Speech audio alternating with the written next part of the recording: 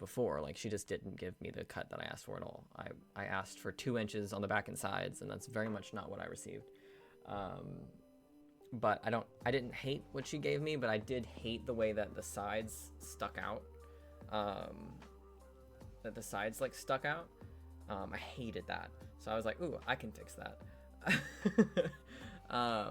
And I had one of those, like, you know the meme, and you may not know the meme, but like there's this meme of like gay people just thinking they can do things just because they're gay. I very much had one of those, oh, I can do it myself. I can absolutely do it myself. Because I was like, oh, it's just that little bit. I can just section it out and then pull back the long hair that I don't want to cut and then just go at it with the clippers. Because I was just cutting it down to 1 inch. So I've got 1 inch clippers. Like I've got a set of clippers so I can use that guard. So I'm not going to go shorter than I want. And I'm really pleased with it. I'm very happy with it. I've decided not to dye my hair because I was going to get it dyed. But now that I've cut it, like Jimmy said, the current dye works really well with the hair that I have currently. So I've decided not to dye it because after I cut the sides of it, I'm very happy with my hair now. Like before, I was like, maybe I should dye it. I don't really love it. But just that tiny little change it affects the way the front hair sits because it doesn't have all the hair under it pushing it out anymore. So it looks a lot nicer. Plus, when I push it back, which it doesn't stay back like that because it's not long enough to really stay back, it very much morphs into like a proper mullet. And then of course I've got this bit here that kind of poofs out, which I don't love, but I can't really do anything about it.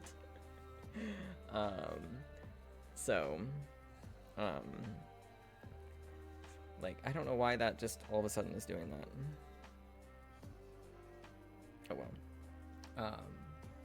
But you know, maybe for the next haircut when I go back in a few months or whatever to get it trimmed up, I'll have them blended in a bit better and maybe move the shaved spot back.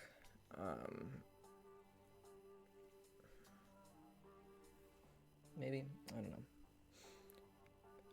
What do you mean, Jimmy? What are you talking about?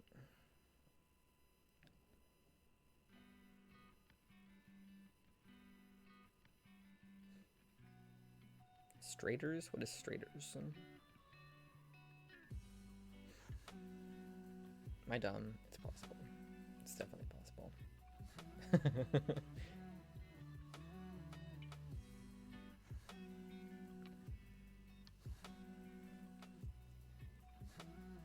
Oh, I mean, I don't own a straightener, so I couldn't straighten it if I wanted to.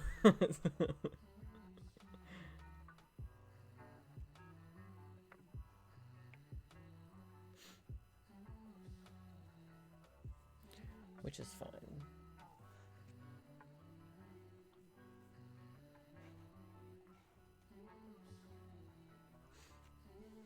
Like this head doesn't flip out in quite the same way for some reason. But I don't know. I don't know why that's there.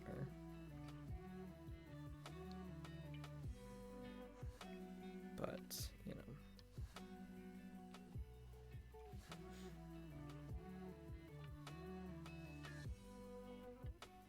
Gotta make that bread before the surgery. Exactly.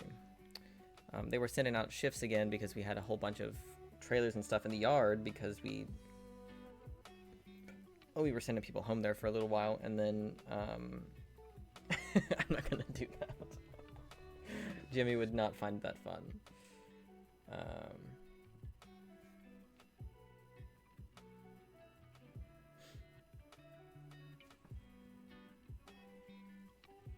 Hot shower and hot hair dryer. Yeah. I don't even think I have a hair dryer anymore, actually. Jeez. Tasty. The Horizon fic that Kelly and I have been working on. Mostly Kelly, but occasionally me.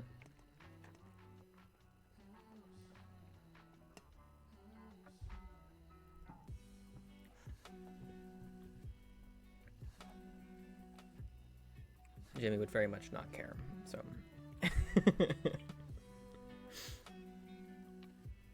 No, I don't think so. I don't think it's one that you've been reading. And it's about Horizon, which you don't really care all that much about anyways. So...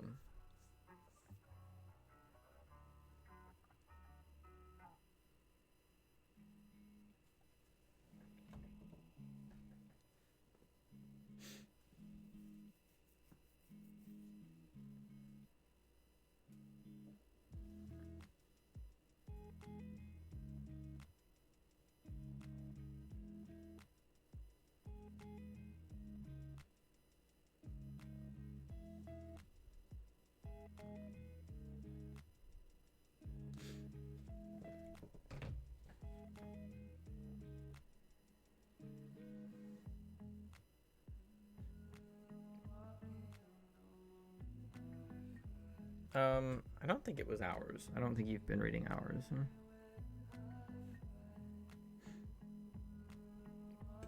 The name is correct. You have the name right. Aloy. You have it typed correctly.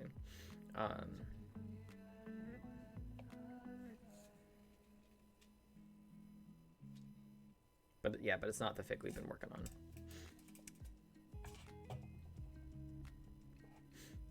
Although it's quite long. No. Yeah, it was. Who was it that popped in that we were talking about fan fiction? I can't fucking remember. It was someone from the Aloy server. I can't remember who though. I can't remember who.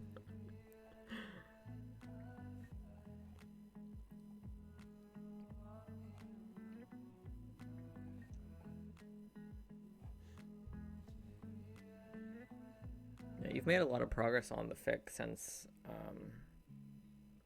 the last time I actually sat down and read it.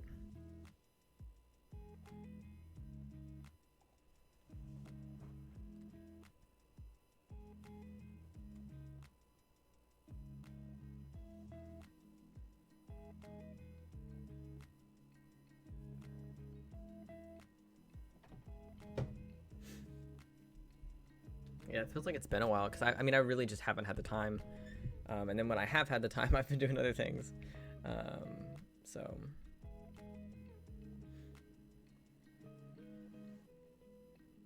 what's the general theme? It's a post-canon fic, so it takes place after the games, and it's just about just generally it's just about Aloy and Seika essentially adopting a little boy that they find who's been neglected and abused, and it's just kind of about that story that they find themselves on when they come across the boy.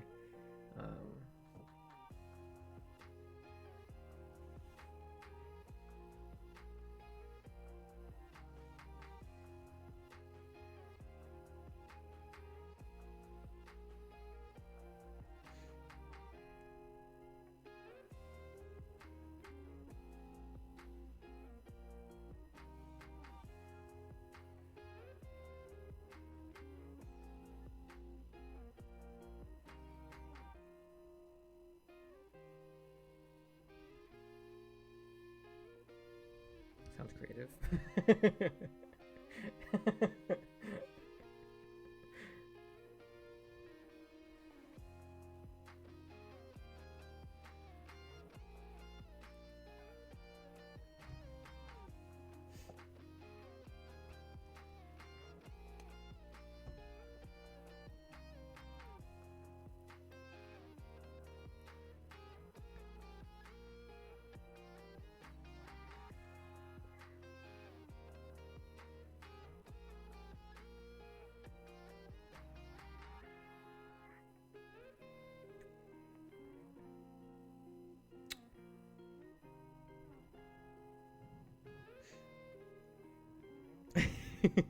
I know, that's why I laughed. That's why I found it so funny.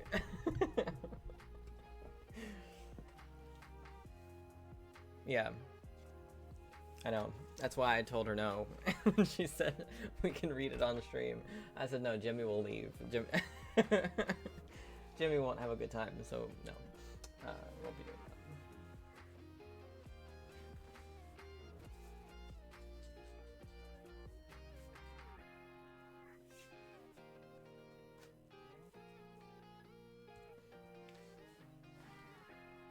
I do have these pictures, but they're just too dark, you know? I have the ones that I printed out that are mine. These ones that I printed out, but they're just so dark. Again, which is fine. It's understandable that it's too dark. I needed to brighten the image when I requested the prints, but I don't want to throw them away because they were like 20 bucks. But they probably will end up in the trash because you can't see shit. Huh? I mean, this one looks fine on camera, I guess, but it's just you don't get the full beauty of it because it's so dark, you know.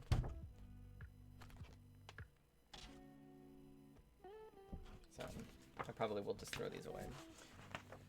Even though that makes me sad. Once I have some money again, probably after surgery, like after recovery is over. Once I'm back at work regularly, I'll probably look into printing more of my Horizon stuff. Because I ordered a bunch of cheap ones off of AliExpress forever ago of Horizon. But a lot of the photos that I've taken are just better than the ones that I ordered, so I can get better prints and stuff of them. And now that I've done that test run, I now know I need to brighten up all of my images before ordering them. So that it was a good learning experience, to be fair.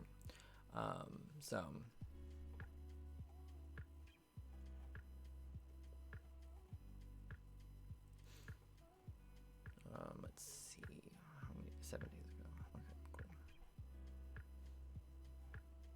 Yep, that's actually where I ordered it from, was through the Walmart print service. Because when I ordered the Ghost Gardens thing, to tapestry, I had them print the tapestry for me because it's the design is from Unlike Pluto's newest album that he released, not the Pluto tapes, but the Ghost Gardens album. And I really liked the design, and I was like, ooh, I need that on my wall, and I can't wait for him to put out a vinyl because that's going to take forever. So I just printed out the tapestry myself, and I needed a few extra dollars to get free shipping anyways, so I was like, you know what, let's give it a shot, and if they print out fine, then I've got a couple of cool posters. If they don't, then I, learn my lesson and know for the future, which is always good.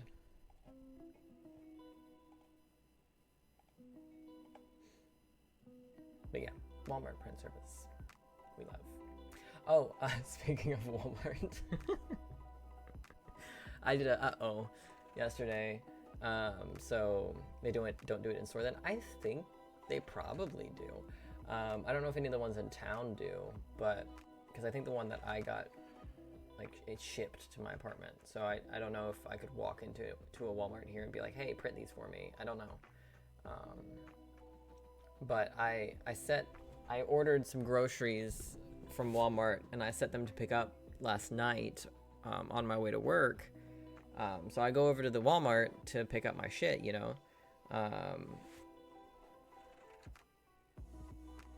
and I park and I check in on my phone, and the guy comes out and he says, are you checked in? I said, yeah. He said, I don't have you checked in on my end. I said, but I'm checked in on my end.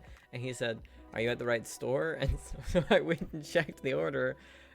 No, I wasn't at the right store. I ordered it to a different store, which makes no sense because I've never been to that other one.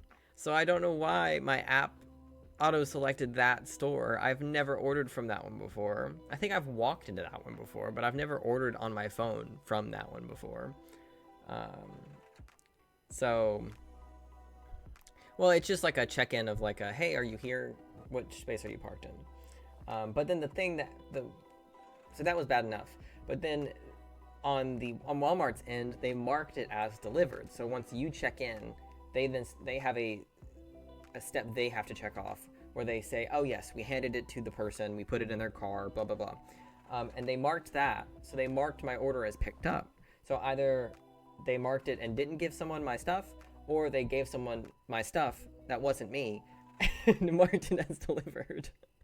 So I called Walmart customer service. I'm a Walmart Plus member, so I get extra special treatment because I'm a Walmart Plus subscriber.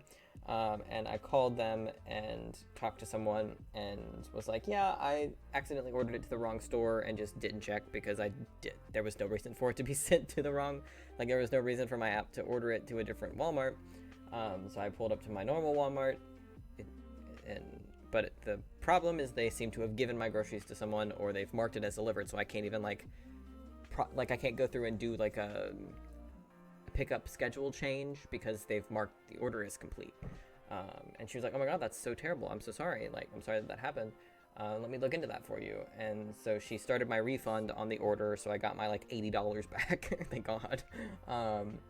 And then she also gave me a $25 off gift card or coupon for my next order to make up for the fact that they gave my food away to someone else. And I was like, oh, you know what? I don't feel as bad about it anymore. $25 off my next order. You know what? No problem at all. Worth it. So I just reordered those groceries with the gift card or the discount or whatever. The same exact set of groceries. Minus like one item, I think. I think there was one item I didn't bother with. Because I've been paying for all of my groceries through my Discover credit card because I get cash back on Walmart purchases right now through that. All free. The coupon was free. But the order I made initially was like $88 or something. So when I reordered it, so it's $25 off a purchase of like 45 or 40 or more, which it already was. So when I reordered it, there were a couple items I didn't put on there the second time, so it was already a little bit cheaper than the 88 that I did that first time. And then with the $25 off gift card, it ended up being like $35 or something, $38 or something like that, for basically the same set of stuff. So I was like, you know what? I feel less bad about it. I feel less bad about my idiotic blunder. So that was a fun way to start my evening. And then I went into work.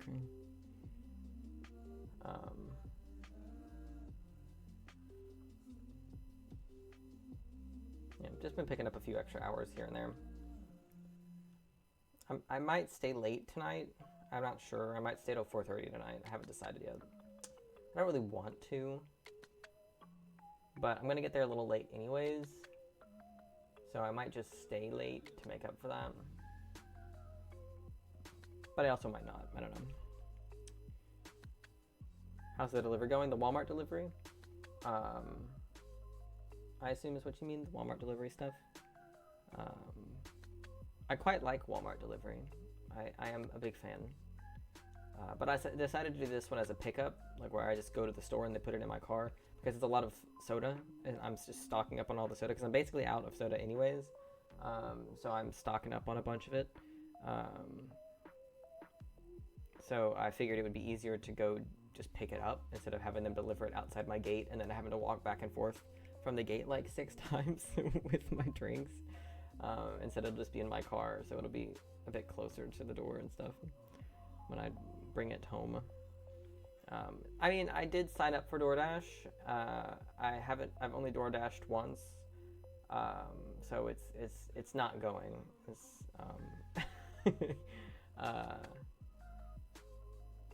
I've just been picking up shifts this week instead, so yeah. Pays better, I think anyways.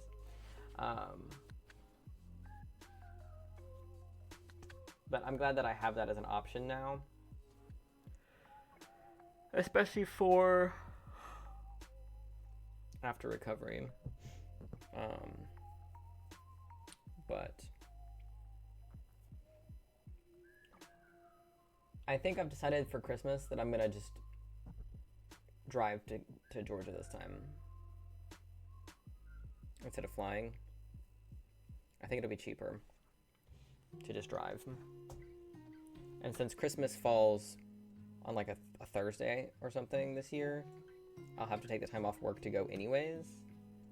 So I'll just take that whole weekend off and then go down and do like what I did when I went to Kentucky and do like a week and a half.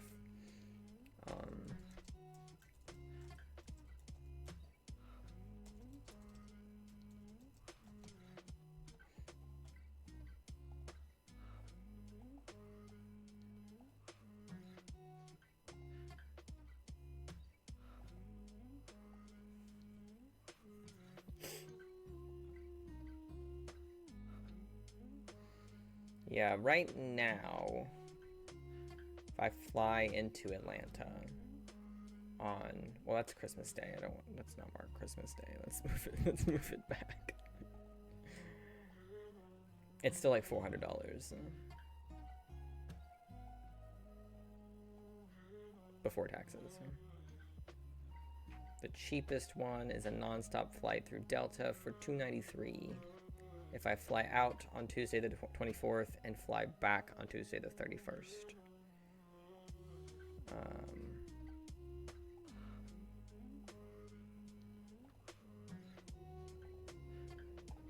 So,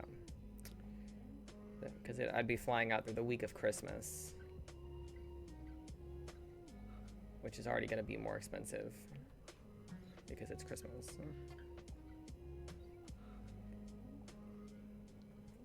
Which is why I think it would just make more sense, because if I drive,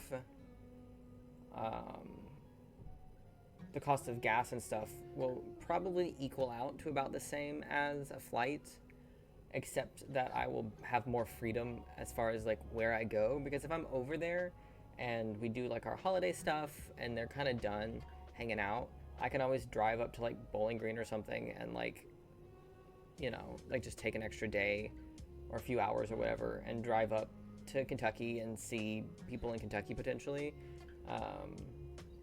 It's only a 15-hour drive, only a 15-hour drive. It's like a 15-hour drive, which I can do in a day. So it's only 2 days of travel if I go to Georgia and back. So especially because I have to Uber from the airport down to where I'd be staying in Georgia. So on top of the $400 plane ticket, I'd also have to spend like another, I think it was like $80, $60 or something for the Uber down from the airport and then back for another $60 or $80. So all in all, travel ends up costing close to $600 anyways, and it'll definitely be cheaper than that to just drive myself. So yes, I end up spending more time traveling because I'm not on a fucking plane, but since I'm going to be down there for longer anyways, it's not that big of a deal. Because I got more than enough time off that I can spend that weekend. I could probably cover one of the days with my vacation time, cover another day with paid time off, and then cover another day with unpaid time off. Then I still have plenty of vacation time left. Because I'll have to spend all my PTO anyways. Because the PTO just goes away after the year rolls over. So, you know. I know a 15-hour drive is unheard of for you Brits over there. Yeah. From Omaha to Atlanta.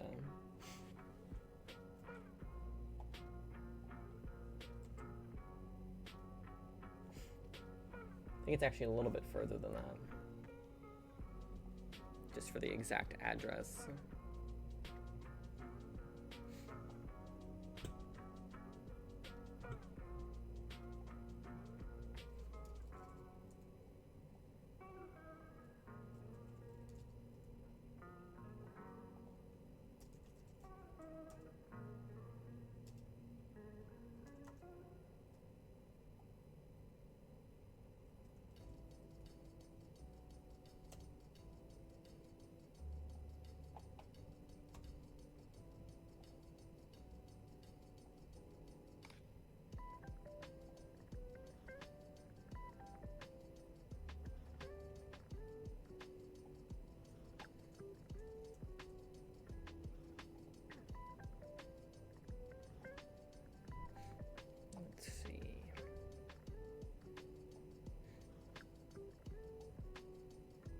351-hour walk. I don't know why it showed me the walk time. Oh, that's funny.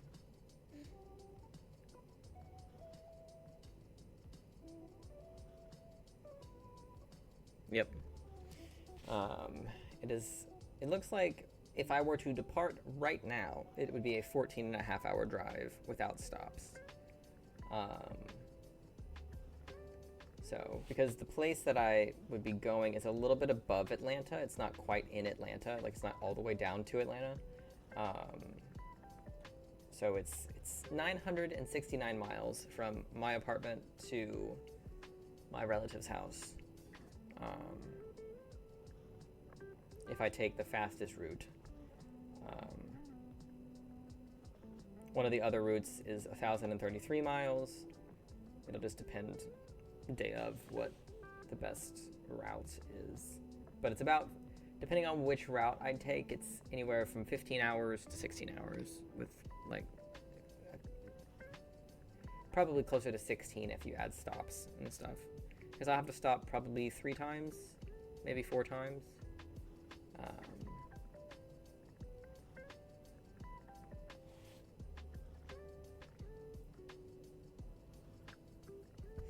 Yeah, potentially, because it is just highway to highway to highway until I'm basically in Georgia.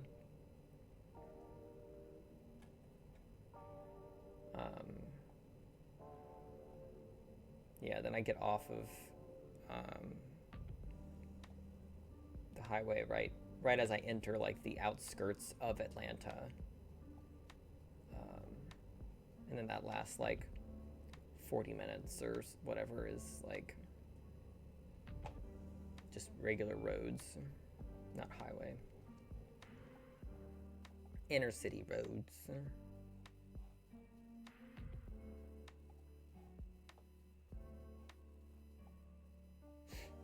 Let's see, what are the directions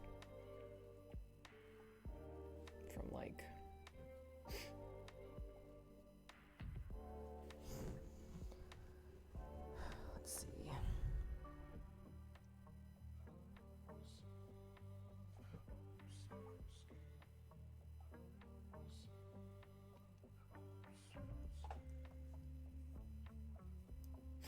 oh, it's only like a 6-hour drive if I were to go up to Chris's. That's not bad at all. Baby numbers after the 15-hour drive. Yeah, so theoretically, if I drove, depending on when they're doing their Christmas stuff, theoretically I could go out there, spend Christmas in Georgia, and then depart like the day after.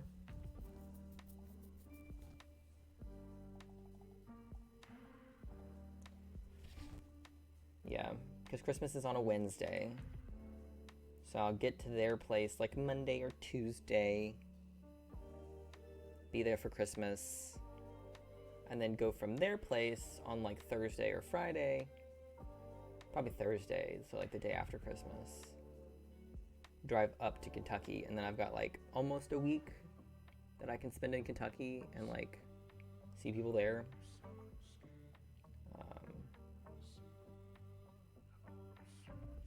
And overall it would cost me less than flying out just to Georgia, so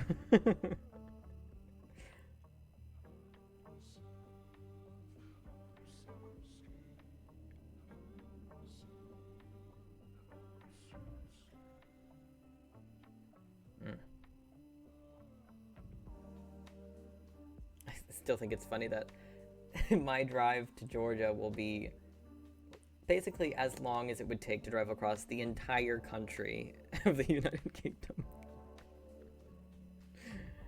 Oh, the UK's so little. It's adorable.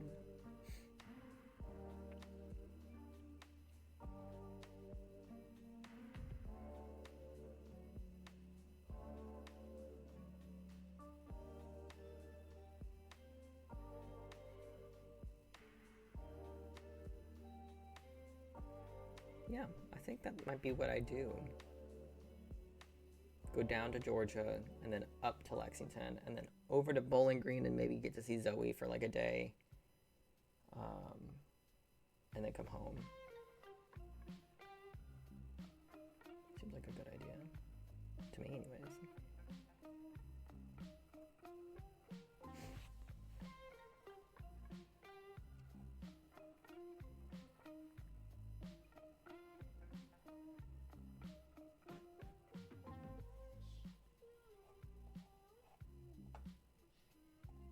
Am I delusional? Probably.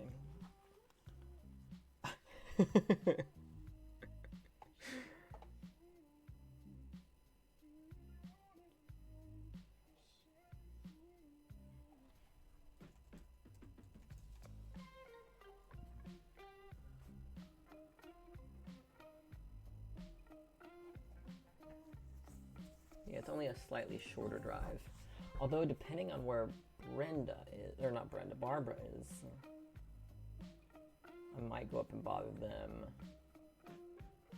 too, which would mean I would go to Zoe first.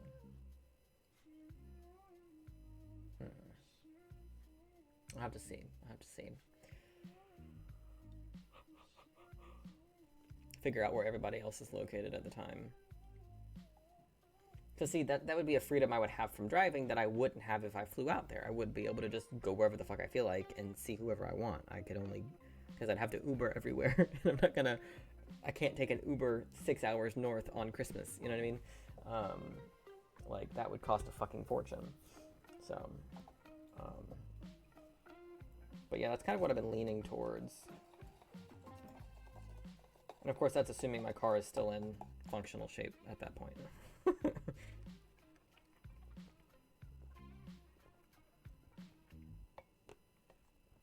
It would be nice to take someone with me, just so I have a second person to assist with driving, so then that way we definitely can do it all in like one day. But I just don't know who the fuck I would take, because it would have to be someone that I'd be comfortable meeting my family, assuming my family even let me bring somebody, which I don't think they'd have an issue with that. Especially if I'm like, hey, I'm driving. Can I bring somebody with me so that I could split the drive time with them? Because the person that I stay with in Atlanta has the space to hold one extra person. But it would also have to be someone who can get that much time off of work at that time of year too, which most people can't take 2 weeks off of work at Christmas time. The only reason I can is because I only work 3 days a week. And I think at that time of the... Would we still be in peak? I might have to take 4 days off if we're still in peak.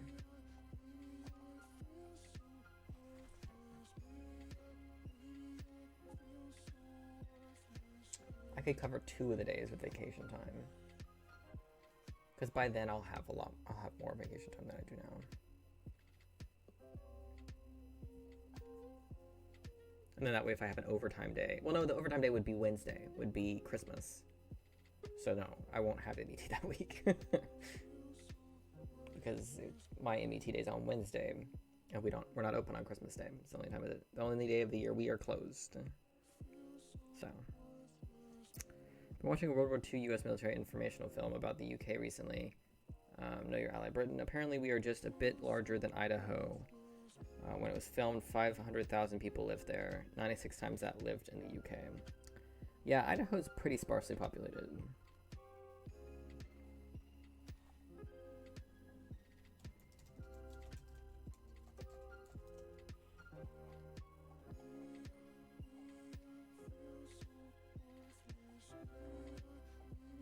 Yeah, here you go.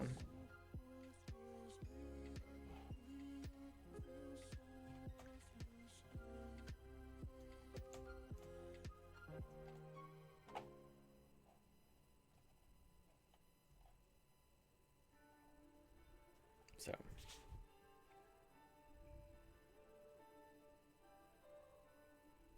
Tiny.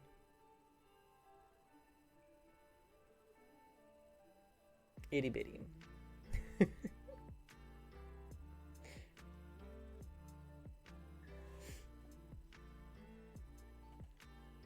I love seeing it in Canada too. Because Canada's just so massive. In Alaska.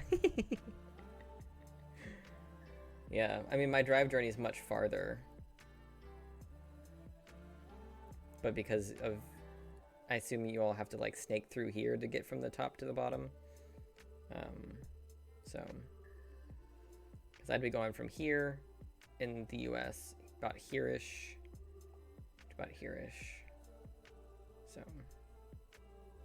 which is like a drive down here, and then you cut across there, and then you kind of cut through here, and then you're down in Georgia.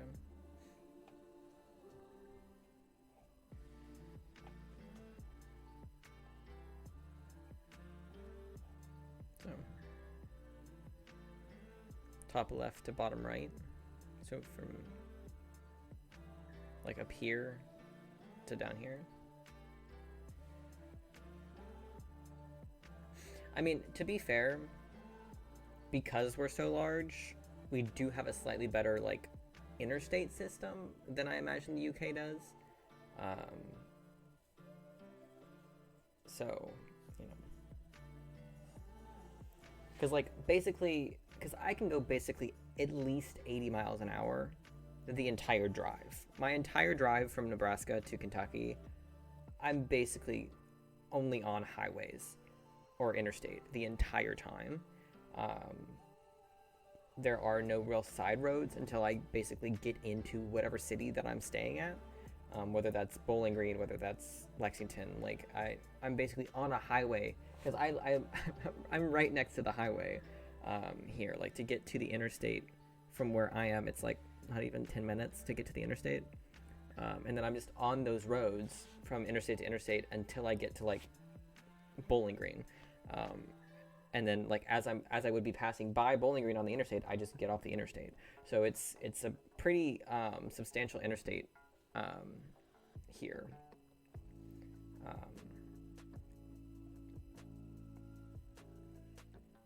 If we got one thing going for us, it's a massive interstate system. Now, do I wish we had public transit instead? Yes. Yes, I do.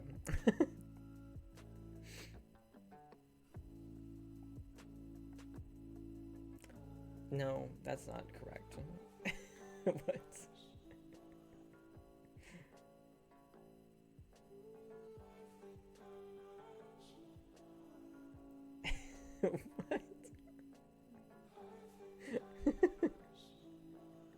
I think this is a meme. Cause I like this one because you've got the UK literally right here.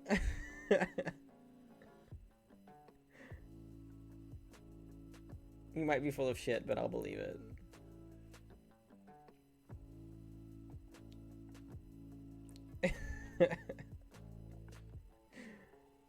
It's funny. If you zoom out on Google Maps, you can see the green lines of the motorways.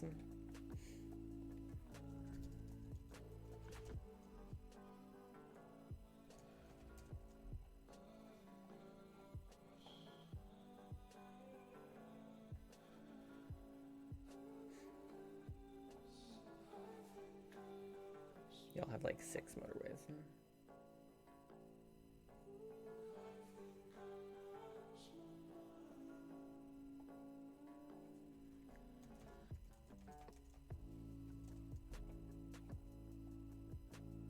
Oh, this is us. r/map porn. Love that.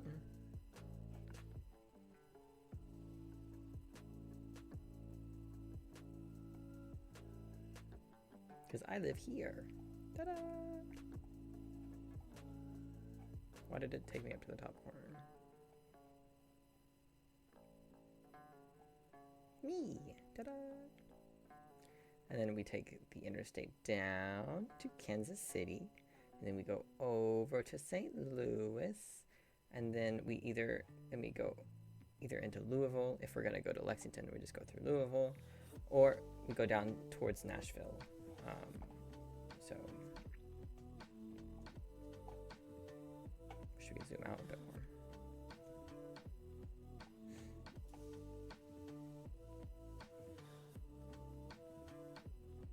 Probably a good chunk.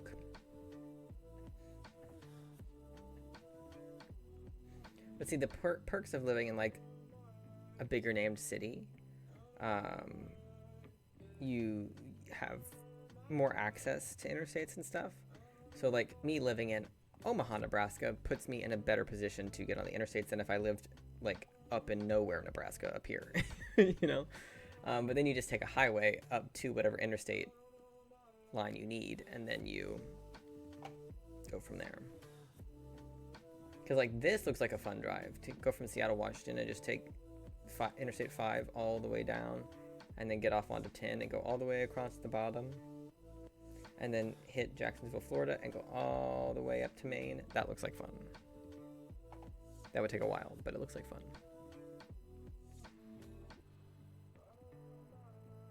Hello, Rookie. Welcome to stream.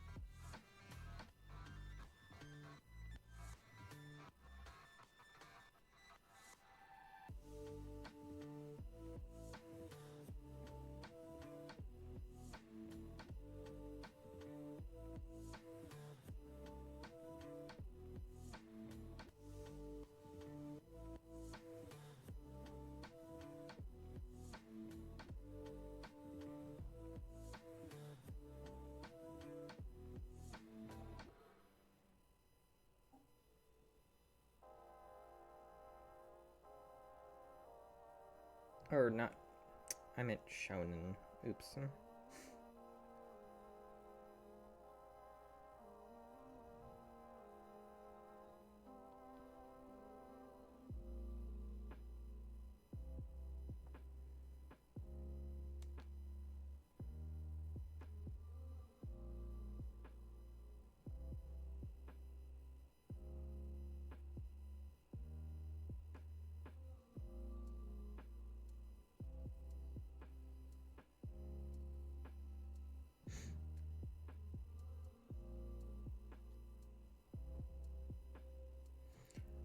That was just the camera waking back up. That was just the Nexigo turning back on.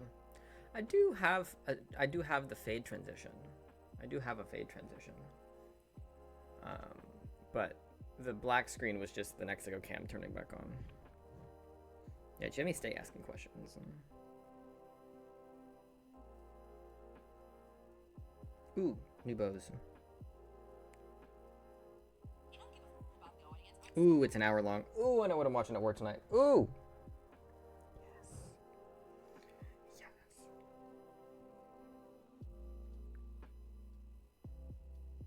Oh.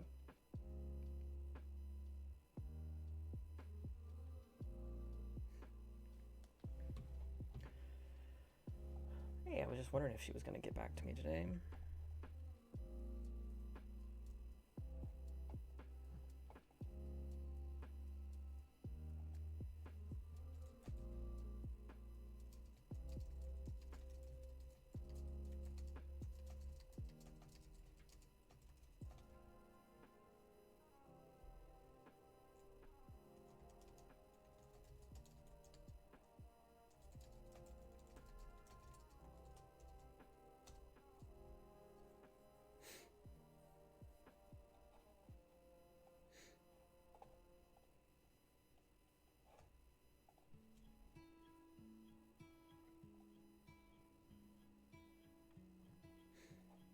I think I saw that you posted it.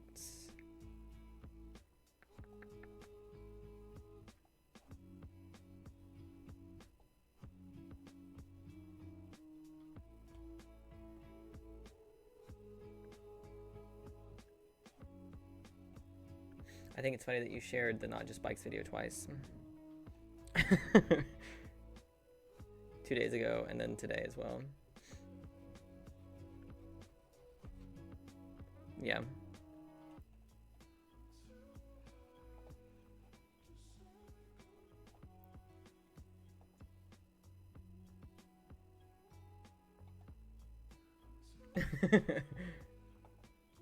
Firefighters. Everybody loves them. They're heroic. I mean, yeah, I would say more people love firefighters in general, yeah.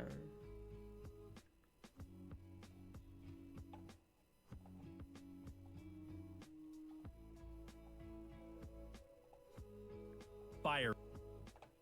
Fire.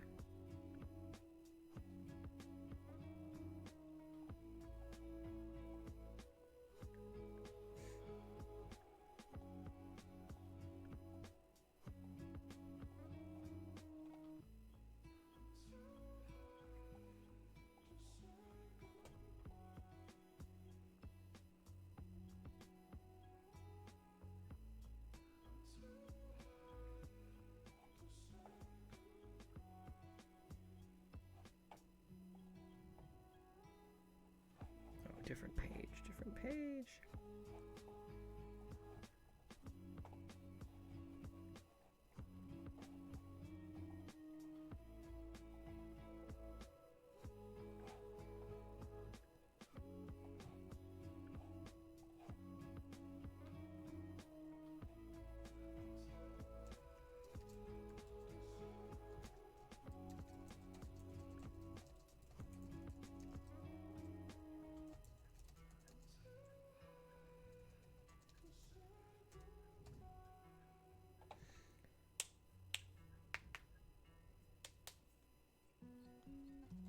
I had my one patron finally got back to me to put up some more of the reactions that they wanted to watch.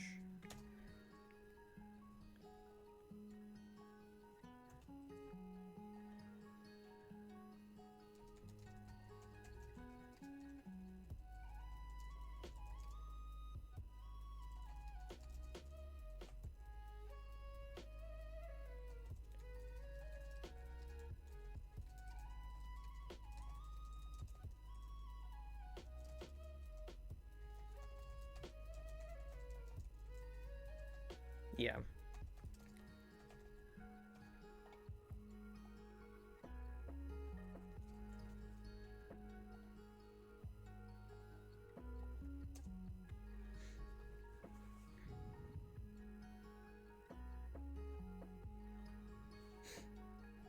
That should be an easy one. Yeah, I was able to give them all of my Orphan Black reactions all at once, so I paid for 100 gigabytes on Google Drive, so I can do 100 at a time, so which is usually enough for a couple seasons at once.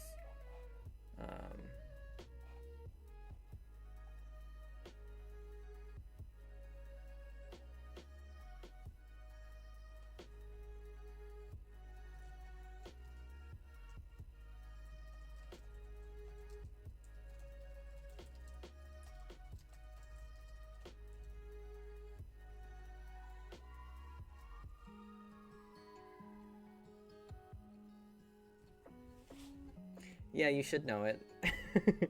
They're re-releasing it into IMAX at the end of the month. And I'm very excited to go see it.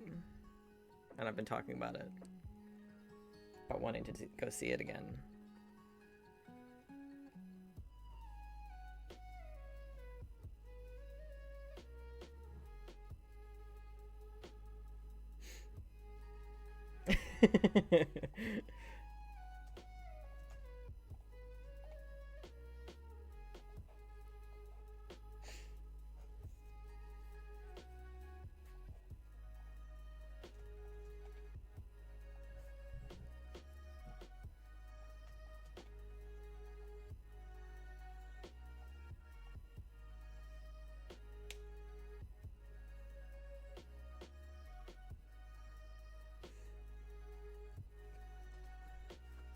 It's a nice and long name. It's a long name. It's about the multiverse.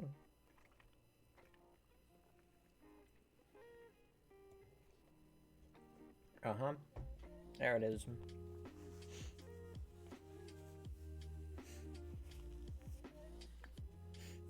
Woo!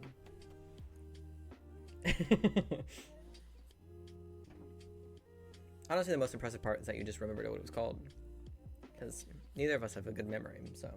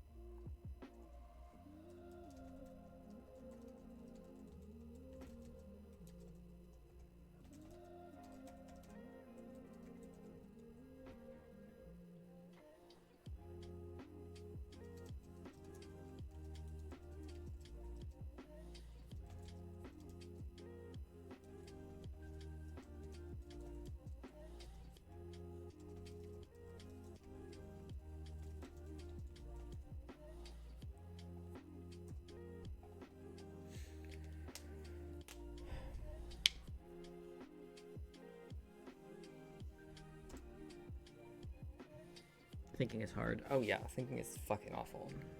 Come next week, I think I'll have lots of Q&A for Nico. Hopefully he puts it on YouTube. Of use for clips on Twitch. Yeah, I haven't decided if I'm going to be able to stream next week or not. So it's just going to depend on how much work the movie ends up being. Because theoretically what I would like to do is just have my normal days where I stream and hang out and fuck around and whatnot. And then in the evening when I would go into work is when I would work on the movie. That's my ideal way to spend the week. But I just don't know if that's going to be reasonable. So we will have to see because I'll probably get started on it on Sunday. So I'll have a reasonable idea of what it's going to be like. I got to re-download Adobe Premiere and stuff like that on Sunday and stuff too. So I get to the point where I feel my brain working, but absolutely nothing is being thought of at all. Just silence. Oh yeah, I feel that in my soul. Cause with my brain, with the ADHD and stuff, a lot of times, my brain's not very loud anymore as an adult. As a kid, my brain was very, very loud in the way that people with ADHD often describe their brains being loud. But these days, it's often gets to the point of it being so, for lack of a better term, it's being so loud that it just goes quiet. So it's everything kind of turns into white noise, so it feels like silence. Except for when I'm trying to fall asleep. And then it's a nice stream of half-assed thoughts stitched together.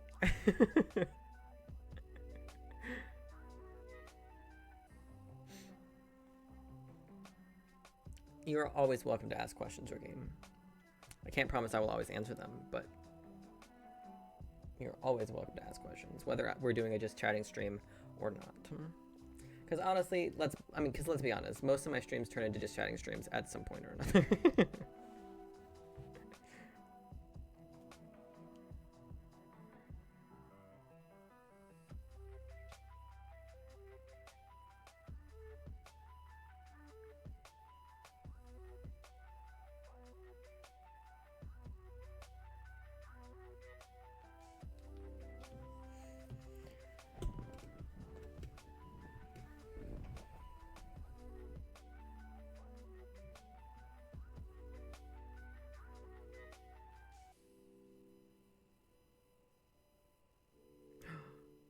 That's so rude.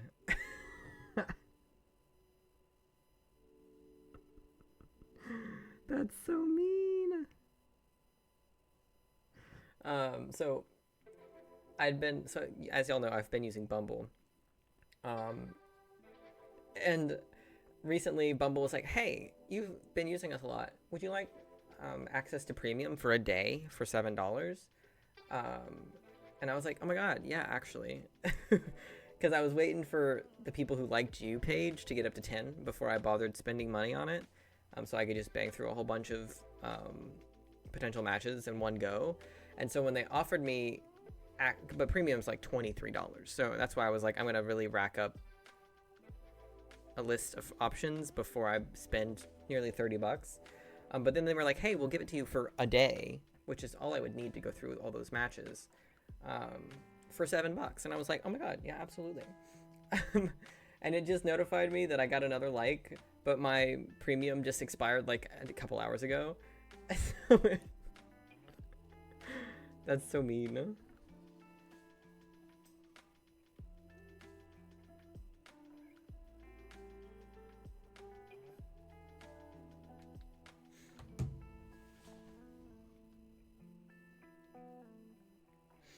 If Nico had 200k viewers that all ask the most generic questions, then it would make sense. Yeah, 200,000 viewers sounds like a lot. I think I'd feel overwhelmed with a few hundred, to be honest.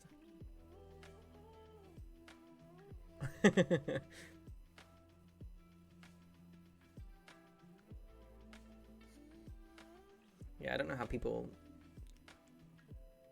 stream with like 20,000 people there. Like, I feel like that would be overwhelming. Obviously, you put slow mode on and make it where only followers can chat, and then that slows it down a little bit, but that's still like at least half of those people who are there are gonna fall under those categories. That's why like a tight like 200 is probably plenty. Like, I wouldn't want any more than that, because honestly 5 or 6 is more than enough people for a stream. Because like, obviously the number's not very big, but then if you think about it, it's like, if you've got 5 or 6 people, you've got a group of people. Like, it'd be like if I'm playing a game and I've got 4 people here watching me play a game. That's like sitting in my living room with 4 friends sitting in the living room with me watching me play a game. You know what I mean? Like, it's a lot more people than it sounds like. I don't get how people even enjoy the chat on those streams. Yeah, I don't either. Like, Hassan, for example, does a really good job, in my opinion, of managing to integrate his chat into his stream. He does a really good job of picking out of what they call stream sniping, of where, or chat sniping or whatever, where he can like his chat's just moving, because he's usually got several thousand people in there at a time. And he's able to somehow keep up with chat to a degree. And find chatters that say stuff and pull out those chats and respond to them. But you know.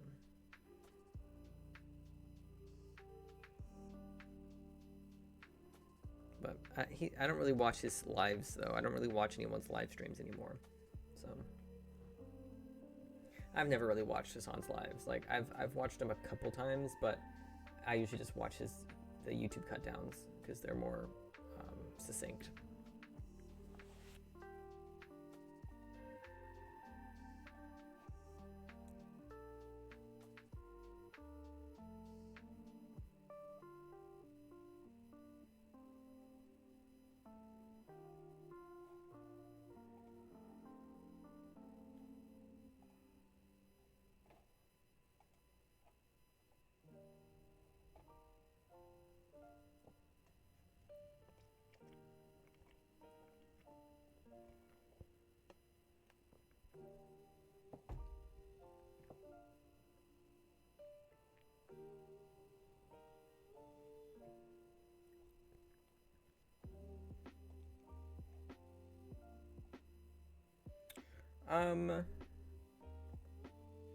Not sure. Probably like 5 o'clock, 5:30, maybe 6. Whenever I feel like it. I've got plans this evening, but I don't have to be over there for those plans until like 6:30, 7 o'clock my time. So we got another probably 2 hours at least tonight.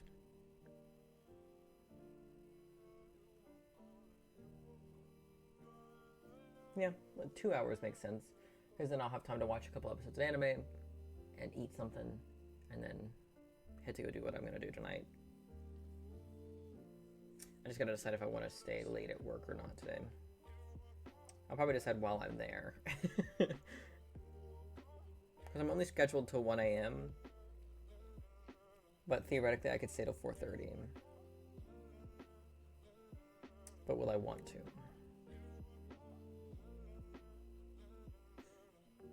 Yeah, about 2 hours. I don't know what time it is there now. I've got... So that's why I said like 2 hours. 2-ish hours. Because that'll put us at 5:47 if I do 2 hours. So almost 6 p.m. Yeah, so almost midnight for you. Yeah.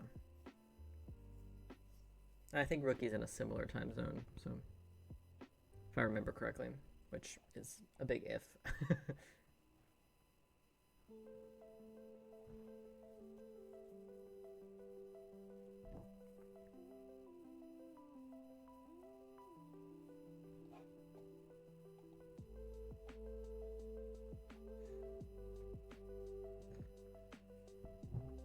I do gotta figure out how I'm gonna hang these up. Got distracted. I've opened up a lot of space though by moving that poster over, so I'm glad I did that. Now it's just a matter of what do I fucking put here now?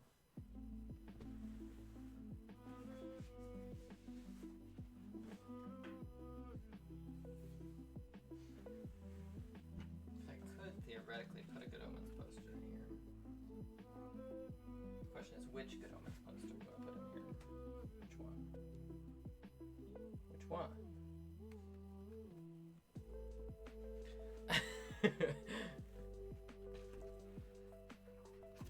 The question is, which Good Omens poster do I put up, if I put up one of them? They're both so good, you know? Simple, a little bit busier, not sure. They're both great. I had them both up on the wall for a while. But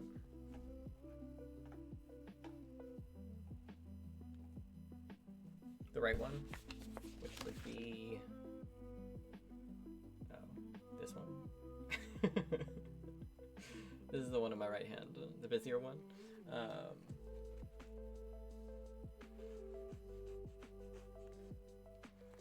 They're both great. I love them both.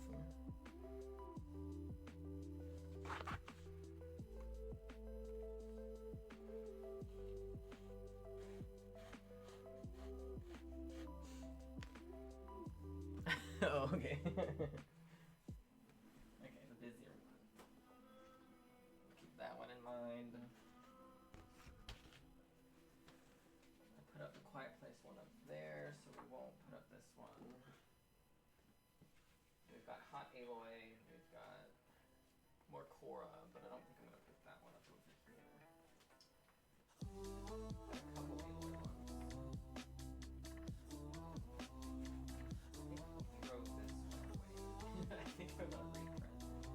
I think I want to reprint this one because I have my own version of this one. I did my own shot of this one. Let me find it.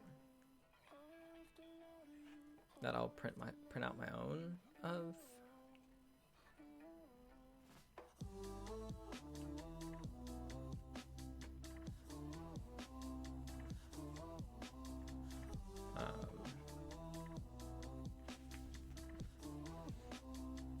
Does being happy make you happy? I mean, yeah, by definition, doesn't it? So I'd probably just print this one myself instead of hanging up the other person's version of it.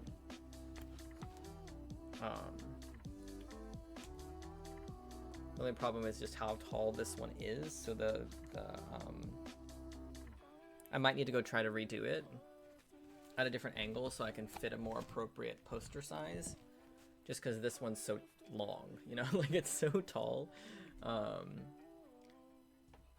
I'd probably print one of these two. I just don't know which lighting I prefer. What was my dream job as a kid? My dream job as a kid was marine biologist. I wanted to be a marine biologist for up until like sophomore year of high school, I think. So from like early elementary school up until about sophomore year of high school, I wanted to be a marine biologist. And then after that, I decided I wanted to do film. So this one. Yeah, they're both really good. I like both of them. But you're saying this one's better? Yeah. I've got a lot of pictures of mine that I would love to print out. That I think are pretty. I like this one. She's doing the heart hands. Archaeologist is the earliest I can remember, probably when I was 12. Yeah, I wasn't one of those kids that like jumped around between what they wanted to do when they grew up. I always wanted to do stuff with marine biology. I love, because I love sharks and stuff, especially as a kid. Like Shark Week was my event of the year. Like that was my favorite shit. So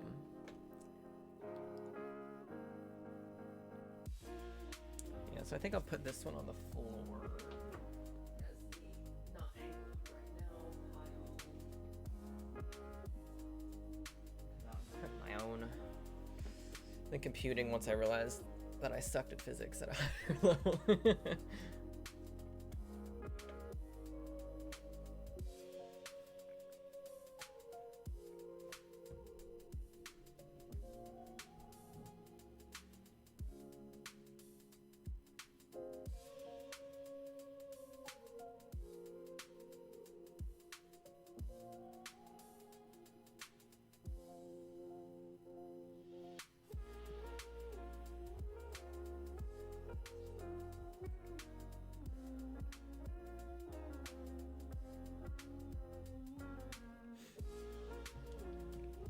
20 years from now, you're going to be doing more physics. I don't think Jimmy wants to do physics.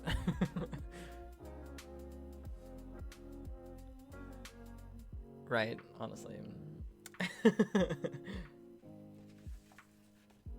then I have like shots like this one, which are not mine, which like are great, but I feel like I have better ones that are kind of along the same vein. Like I feel like I've taken better ones of this style, or even in these fits, you know, even in these outfits. I've got some better shots, so I probably won't hang those up either. How did you get into gaming and streaming? Well, you know, I started a YouTube channel forever ago. And then I think I did a couple live streams just randomly on like through YouTube in my dorm room. I remember doing a couple streams just on my laptop, just hanging out and chit-chatting. Back, not quite in the peak of my YouTube career, but pretty close to it. And I enjoyed those. And then, yeah, like Jimmy said, editing streams. Eventually I started streaming while I would edit. And then from there I just started streaming more often because I really enjoyed it. And it's just all I do now because I don't do YouTube anymore. So it was kind of a natural progression from YouTuber to streaming. A pretty natural progression, I think. Kind of dabbled into it a little bit just because once I had a bit of an audience, there were people that would show up for it. So.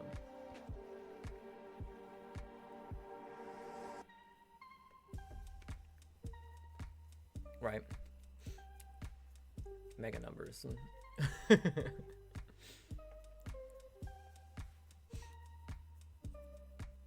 Well, no, Shield was first. Shield happened first.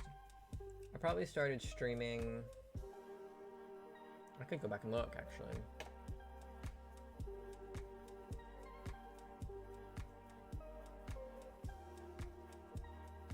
Let us see. We can go look how long ago I started streaming.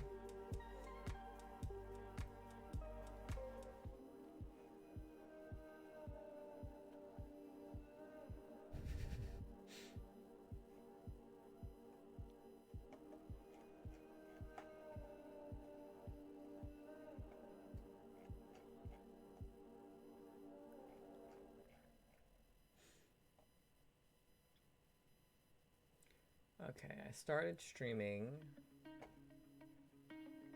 When was this?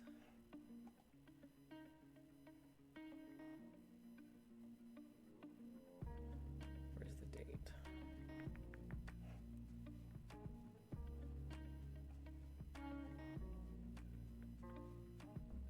It's not gonna give me a date. That's not very helpful.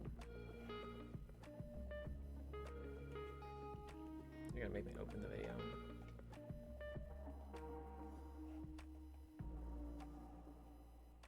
Six years ago, May of 2018. It looks like was when I started doing streams, but not regularly. That was just one of my first early attempts at streaming. It was 2018.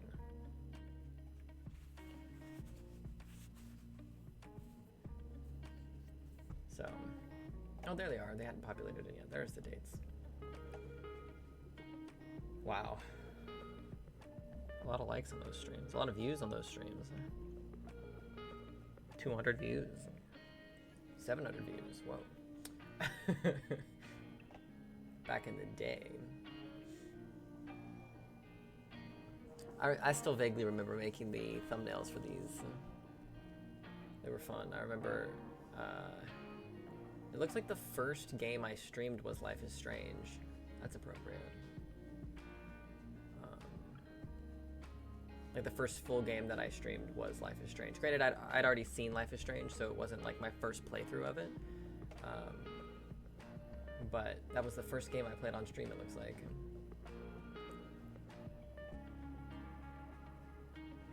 Well, I played some Pony Island, but at least that's the first full game I played on YouTube. I might have streamed some on Twitch before then, because I think I was multi-streaming at the time. Or I was streaming on both Twitch and YouTube.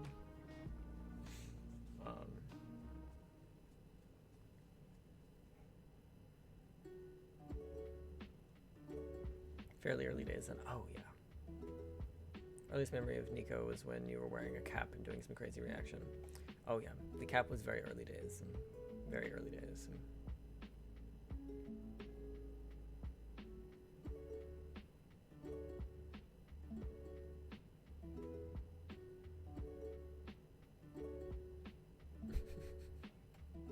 I still quite like my thumbnail for the birthday live stream from 2018. It's a great thumbnail. I love this thumbnail.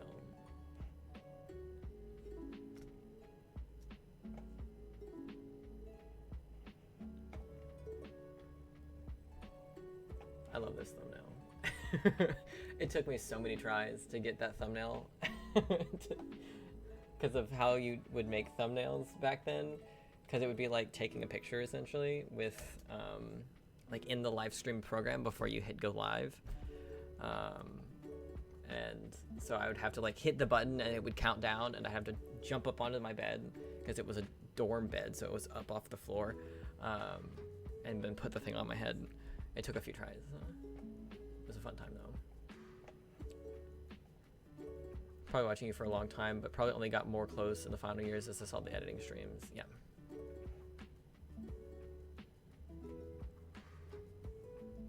Okay, can you let me? There we go.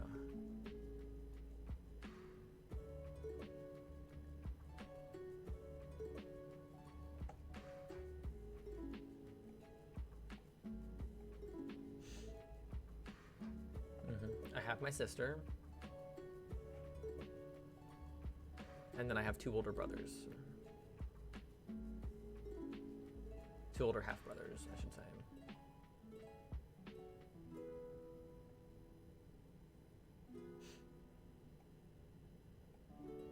Jimmy's just testing his memory.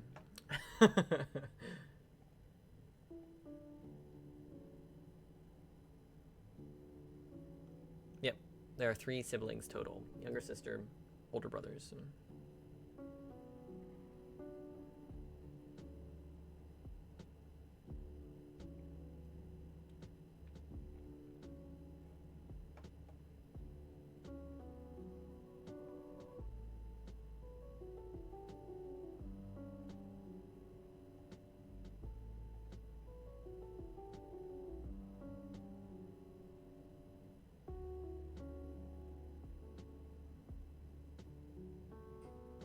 God, no. There's only 4 of us total.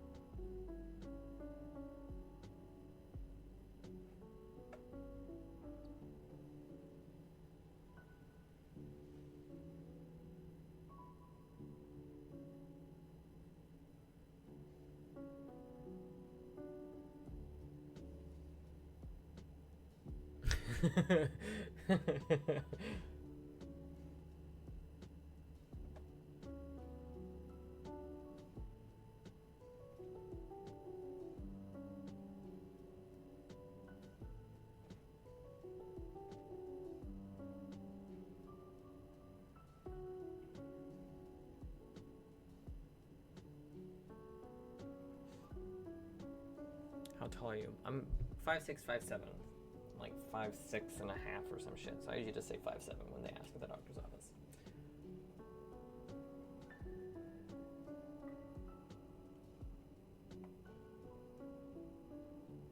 Not short, but not tall.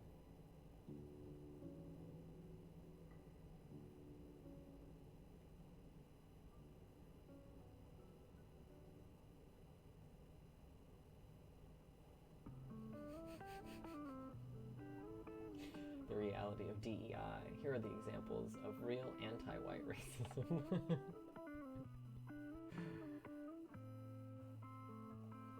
I don't need to measure myself. I know how tall I am.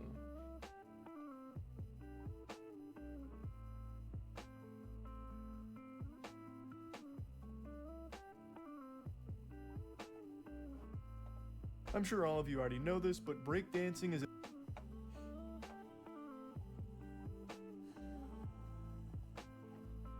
Oh, I need to check that. I'm sure all of you already know. Hold on.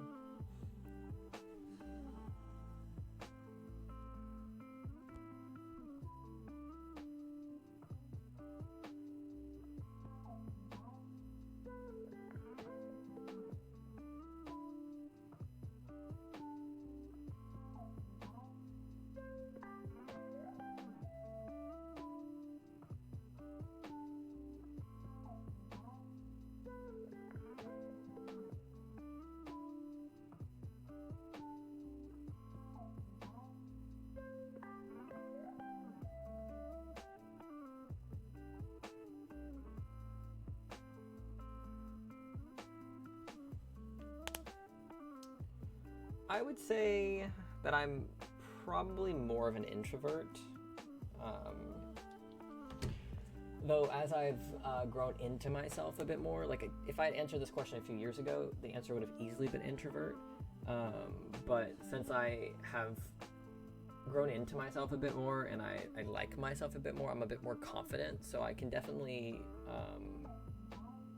I think, pass as an extrovert. I think some of the people in my life would probably think I was an extrovert. But due to the fact that social situations tend to drain me and not provide me energy, that would mean I would be an introvert. So I much prefer to not be in large groups of people, so, or even groups, not even large groups, just groups in general. Like 2 or 3 people is more than enough.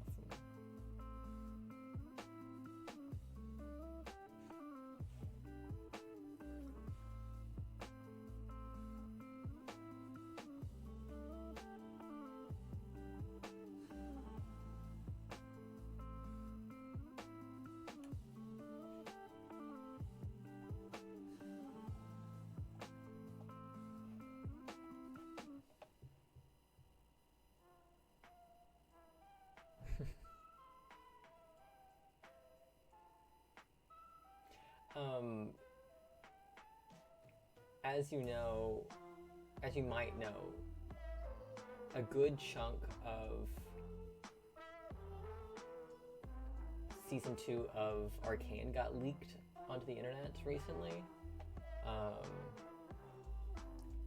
But I've been grateful to see that most of the people that I've talked to online, or that I've seen posting about it online, have been posting things about how nobody should be sharing these. If anyone comes across them, hide them, delete them, tag them, you know, like the entire like Arcane Reddit server, they considered shutting down just so that they could not have to worry about inadvertently spreading spoilers. But you know, they decided not to, but I'd hate to be a mod for that server right now because they have to look at everything that comes in. But I've been grateful to see that a good chunk of the fandom is like, I don't want to see these leaks, especially because the leaks are like not very high quality leaks anyways. It's like either older versions of the footage, or it's like got writing all over it and things like that. So it's not even good quality leaks. So it's like, so most people are like, I don't want to see any of these. I want to wait for the show to come out proper once it's done. And I've been grateful to see that sentiment basically everywhere. I've not really seen anyone who's like, I want to see the leaks, show me the leaks, I want to see the leaks. Granted, I've been trying to avoid any information about them as possible because I refuse to be the reason that it gets spoiled for me. I've threatened the universe that if anyone is the cause of me having to me seeing anything from the leaks, I will track them down and they will never be heard from again. So I won't have this spoiled for me. I simply will not.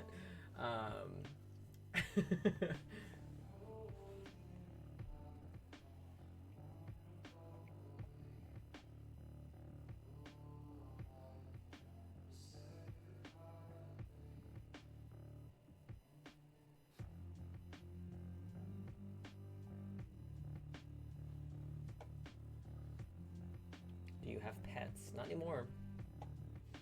Used to, back in the day. And I will again in the future, but not at the moment.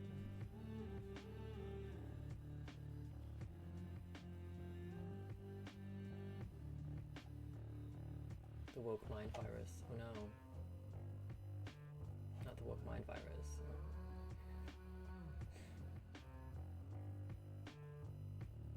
Reminds me of a Doctor Who leak. Robots of Sherwood. It was a black and white video with text on it. It was meant to come out the next week, but then a terrorist group beheaded someone and the episode was then delayed a week.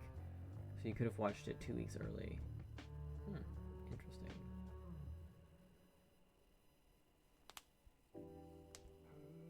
Yeah, a couple of them passed away recently. Olivia passed a couple weeks ago, I think. Back on the week of my mom's birthday, so what was that, a couple of weeks ago?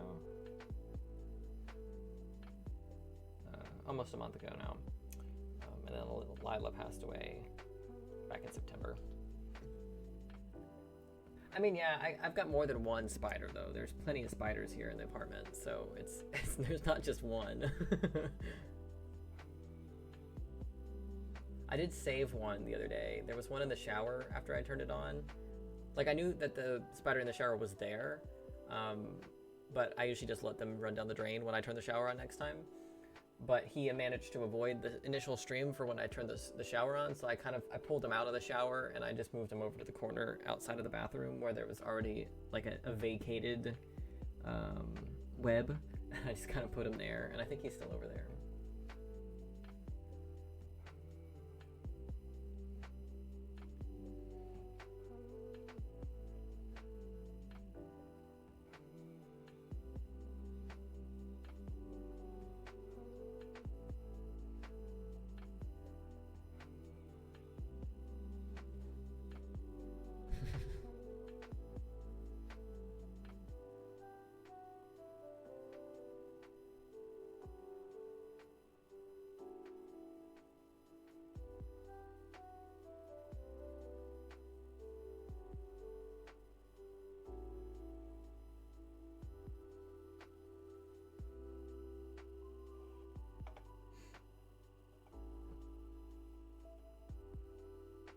Yeah, I don't have any desire to have an actual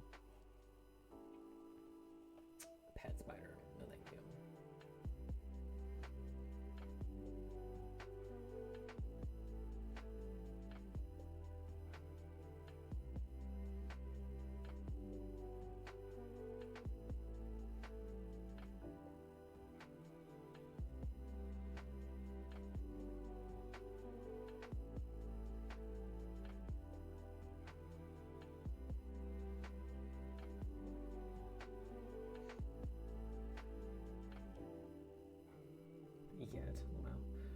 don't think they care. So, no one really seems to give a shit, which is fine with me. My parents have never been very supportive of my internet exploits anyways, but as you well know, they are not really part of my life anymore, so it does not really matter.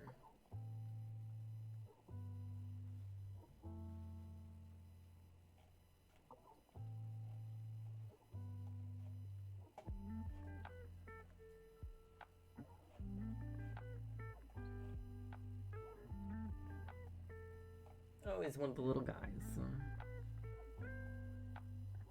I see those on my TikTok sometimes. They're cute. The little ones, the little jumping spiders. They got cute little faces.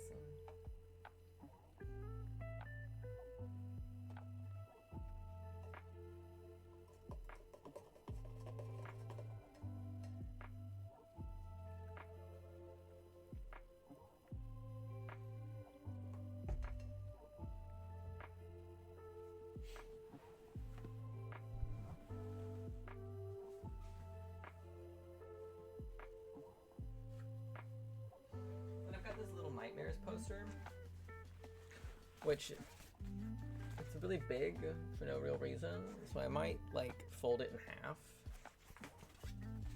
and hang it up halved like this. Because it's just a lot of space for not a lot of, like, it's part of the vibe. But I don't know, it feels like a waste of space to hang it up like that. So I might just use it as a variability to fill up the space as needed. So I think that one would be a good one to put up in this section if I end up needing the space filled.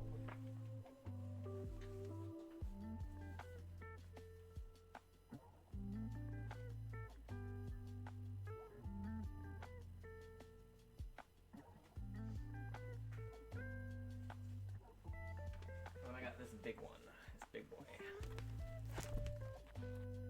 Ta-da!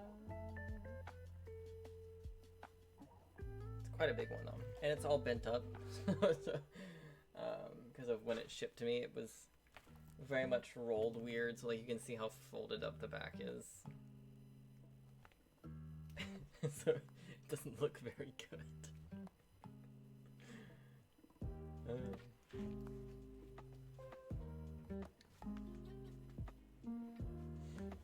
You were talking about that for a brief moment last year. Talk about what?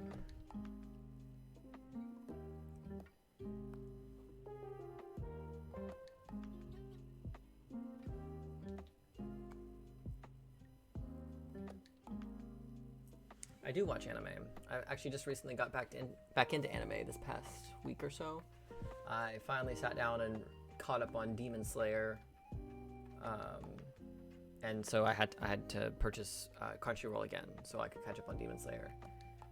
They gave me another 7-day free trial for some reason. I don't know why it gave me an additional free trial. I'm not gonna complain. But so I ended up just deciding to go on and pay for another month of Crunchyroll, so I can just start like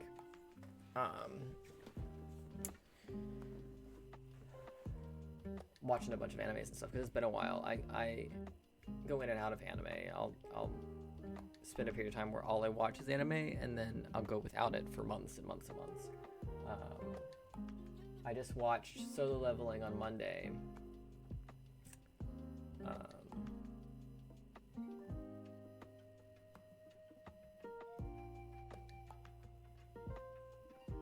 That one was fun. It was entertaining. And then I started Freerun last night. I'd seen it on my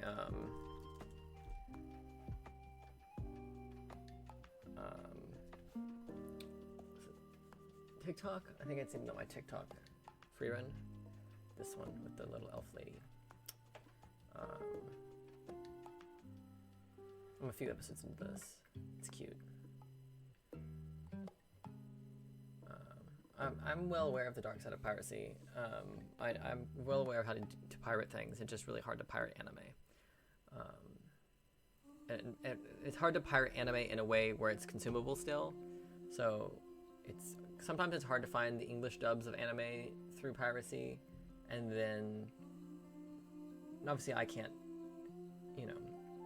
I do pay to pirate. The only thing I don't really pirate is anime, and that's just because it's so hard to find on normal streaming services places, so it's even harder to find it in decent quality on a piracy site. But like I didn't pay for Netflix when I caught up on Umbrella Academy. When I watched it when it came out, I just pirated that, which I'm very glad I did, because it was going to be like $20 or something to fucking get Netflix for just the one show. I'm glad I decided not to do that. I'm glad I just watched it on my site. So.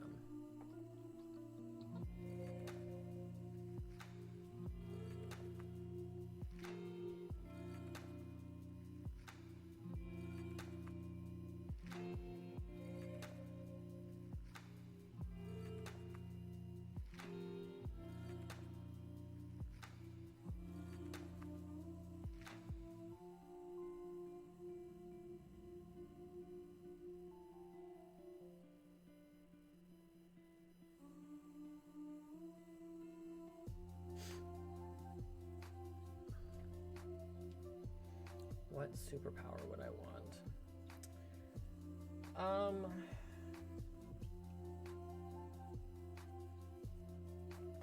Historically, I've said like duplication. I'd love the ability to like be able to duplicate myself and then like reassimilate those duplications. Historically, that would have made life a lot easier, just because like back in school and stuff, when I had a lot of things that I was doing all at once, like back when I was making videos and doing class and having a job and like all of that at once, it would have been really helpful to have the ability to duplicate myself. But these days it's not as necessary. So these days I'd probably want something slightly more like tactile, like super strength or flight or speed or something along those lines. Honestly, a luck superpower sounds really dope. I gotta be honest. Good luck can go a long way, so I wouldn't mind a good luck a luck superpower. That'd be lit. Yes, teleportation. That's exactly. Yes. Either teleportation, like flight and super speed would also qualify, because it's faster transport. But I think teleportation would be the most helpful, I think, just because everyone that I know lives so far away, so I could just teleport back and forth to places. I could start a moving business where I teleport people's things across the country. That would make me some good money too.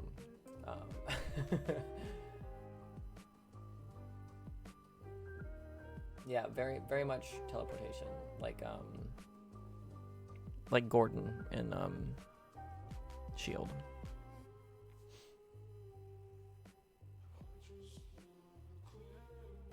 Minus the blindness.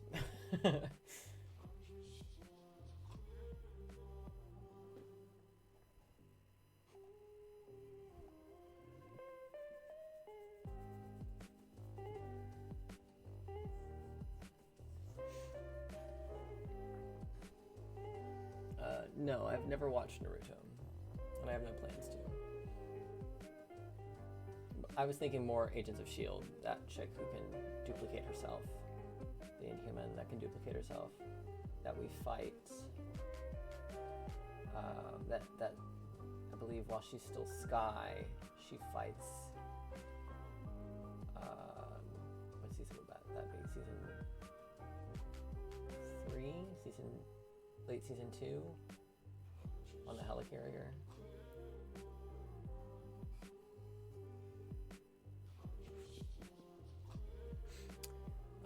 I haven't seen Jumper, but I've seen Impulse, which is in the same universe as Jumper. It's kind of a remake, not a remake, but it's like it's a same universe story. That one's a bit more destructive than I would like my teleportation powers to be, which is why I picked Gordon from S.H.I.E.L.D. for teleportation powers, because he doesn't have to destroy everything around him to teleport. Whereas it seems very easy to inadvertently destroy everything around you when you teleport in, at least in the Impulse universe. I don't know how it works for Jumper specifically, but in Impulse, she tends to kind of destroy everything when she jumps. And it's also very much involuntary when she jumps as well. Whereas with Gordon, he doesn't seem to, like I said, destroy all of his surroundings when he jumps, so.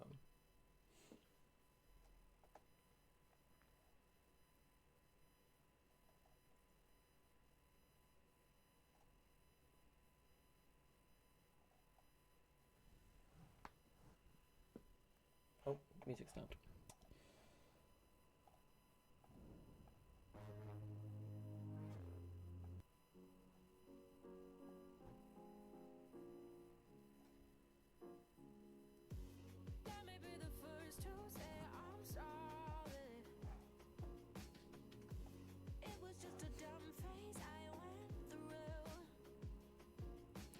I'm just a silly girl who likes attention.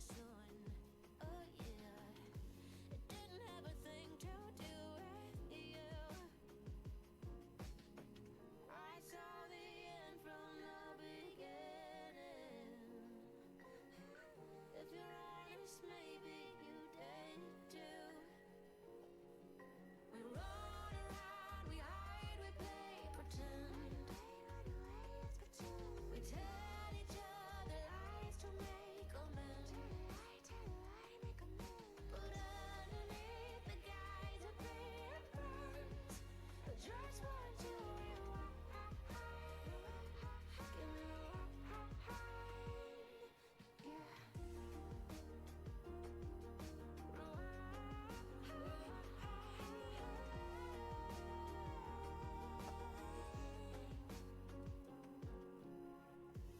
Every now and then it gets confusing. Yeah. Now we got a good thing going on. But I can always keep on playing illusion. Do you collect anything?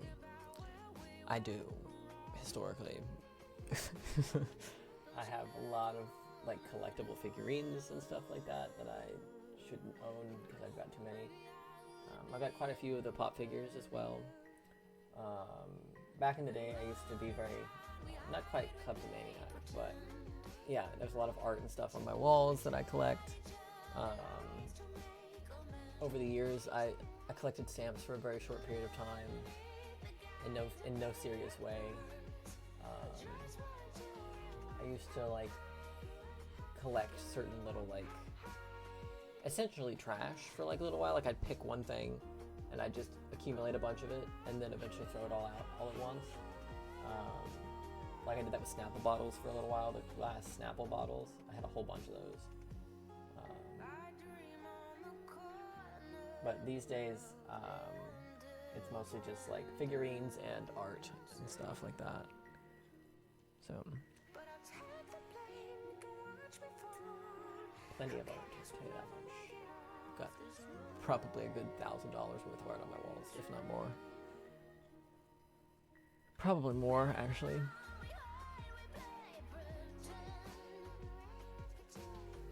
Probably more.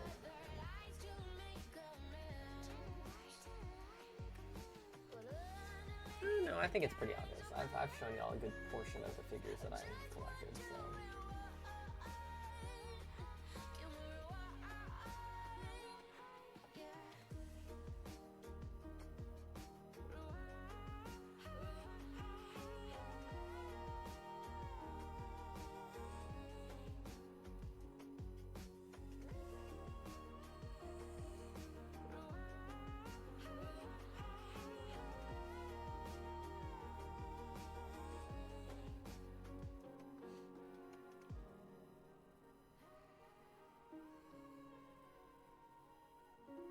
I definitely did used to be a bit of a hoarder back in the day.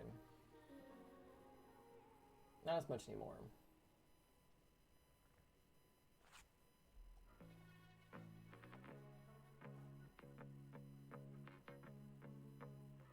I definitely used to be a bit of a hoarder though. was like 13 to 18.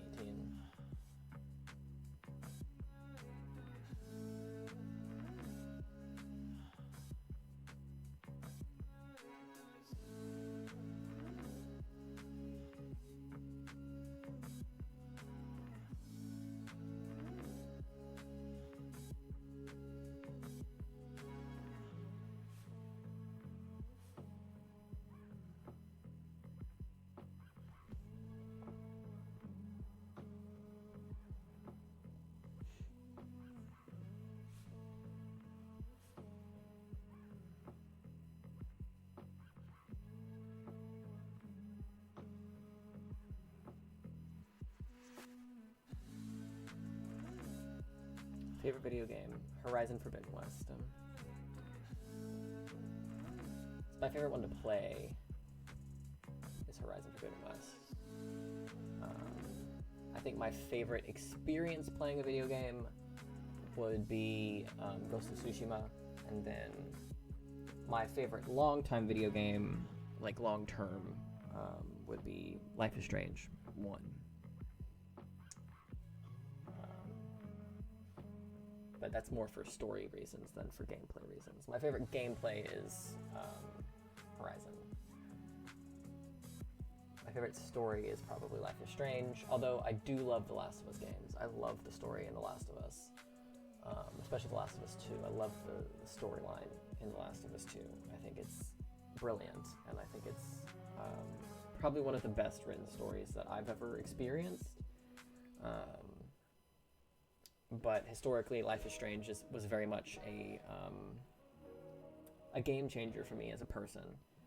So it has to have a high rank up there for that reason alone. But I mean, the game that I've spent the most time playing, at least in recent memory, is easily Horizon Forbidden West. I've got over 300 hours in that game. I'm sure there are games I played as a kid that I racked up hundreds of hours in, but I can't think of any off the top of my head. Because I was never a Minecraft kid or anything like that, so I didn't rack up hours in anything like that. But then Ghost of Tsushima is, I think, the best experience I've ever had playing a video game. It was just such a rewarding game to play.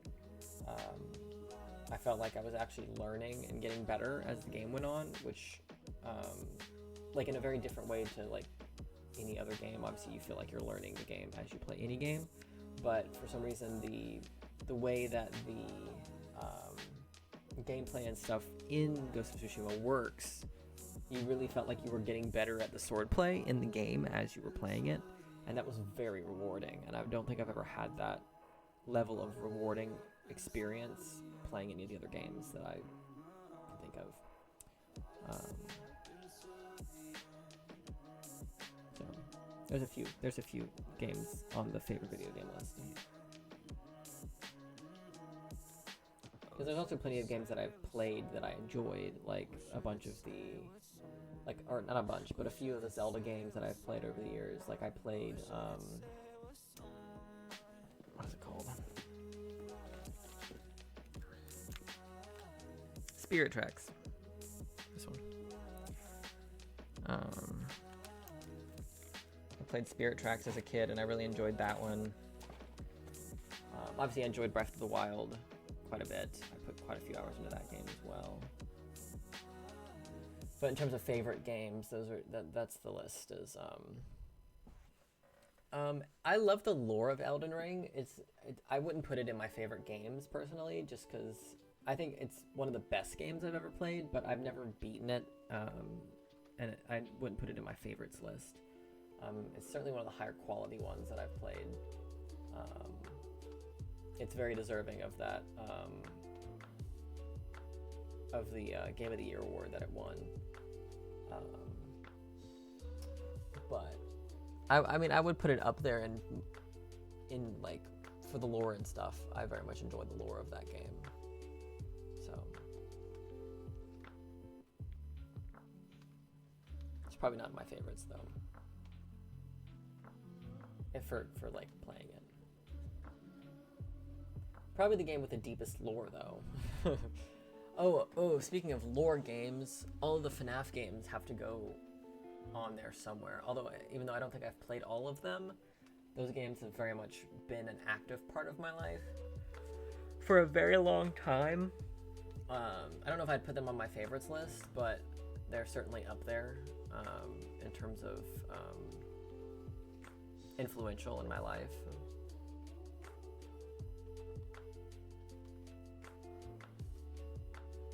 So, but like just the franchise as a whole, not any of the games individually.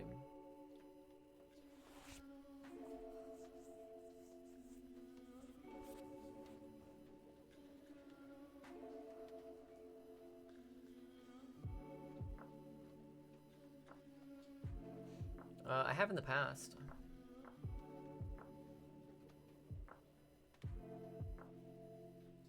It also very much depends on what game. Usually I prefer to just play games on my own. I'm not a huge fan of multiplayer games.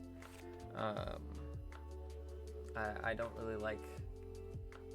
I don't tend to interact with multiplayer games for whatever reason.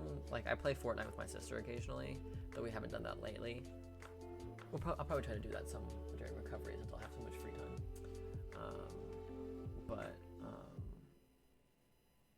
I've played games as a viewer also on streams before. Like I've joined like Katie Bence's streams and played a couple. I've been played with her a few times back in the past, more than I have through my account. I know I've done it, but I can't think of when I've done it as the streamer. Yeah. I don't know. I probably, theoretically, I'd be open to it, but I don't know that I actually would be, just because I don't really, like I said, I don't really enjoy multiplayer games all that much. I really like the story of games, and multiplayer games just don't tend to have a very rich story, generally speaking. So I've seen streams of It Takes Two. It doesn't really interest me, to be honest. I watched Rose and Rosie play it for a while because they're just such a hoot to watch anyways, especially together.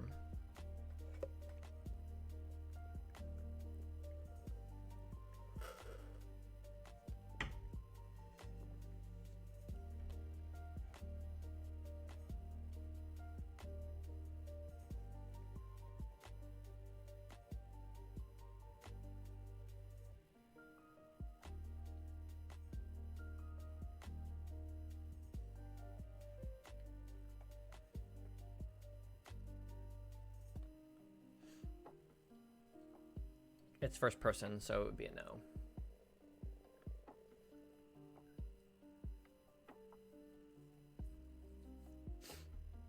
That would be a no. No first person games, unfortunately. Exactly, Jimmy. Exactly.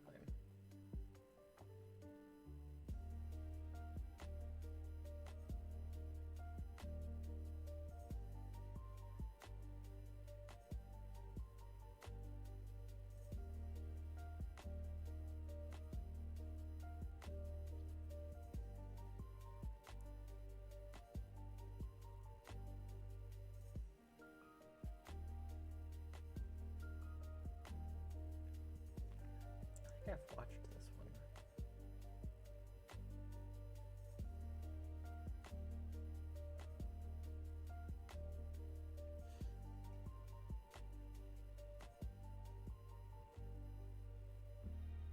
It's not Jamie's job to come up with a game to play. I'm the one who brings the games.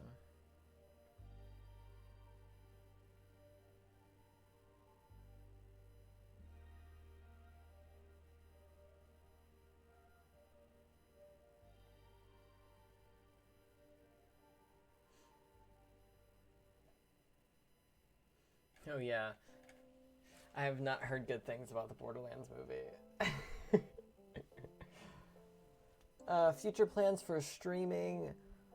I have a very loose plan for the rest of the year.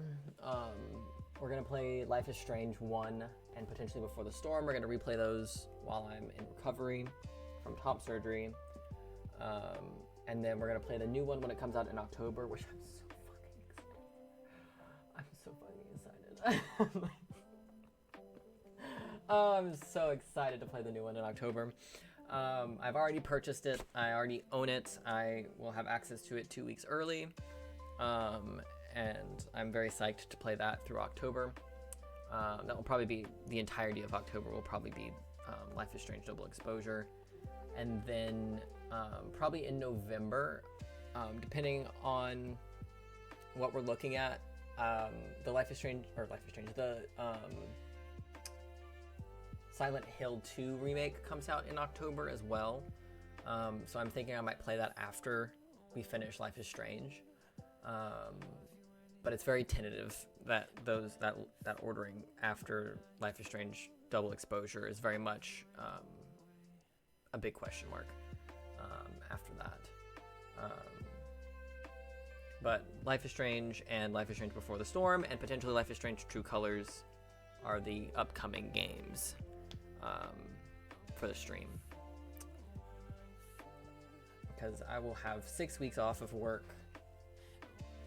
And after, I don't know how much streaming there will be for the rest of this month, because I won't be streaming the last week of August, because I'll be recovering from surgery. But I should theoretically be back to streaming the first week of September, so we should pretty easily be able to make our way through Life is Strange and Before the Storm in like 3 weeks, maybe.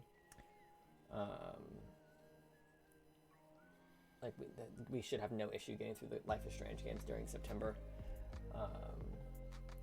making us ready for Double Exposure in October.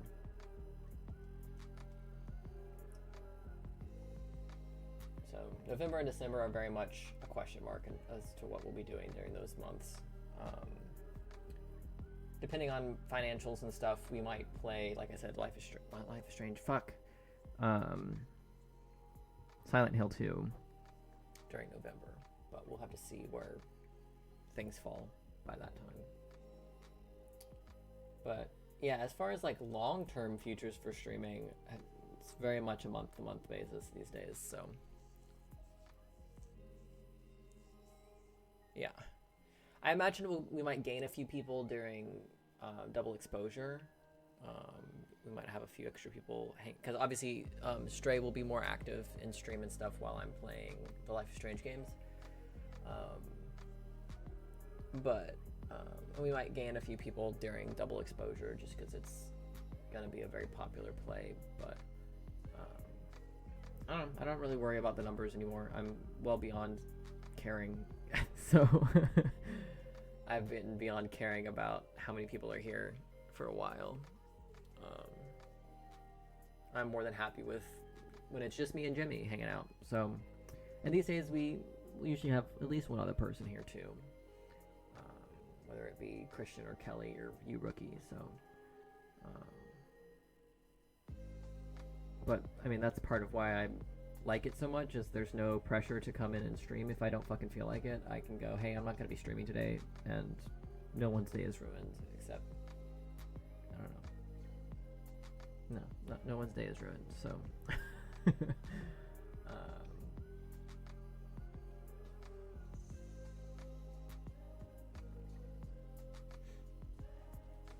but I'm beyond trying to make a career out of it. I have no interest in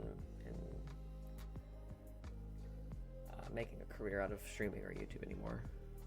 So my day is always ruined. Well, it starts that way. The day starts bad, and then so there's no I can't possibly ruin it if it's already bad, right?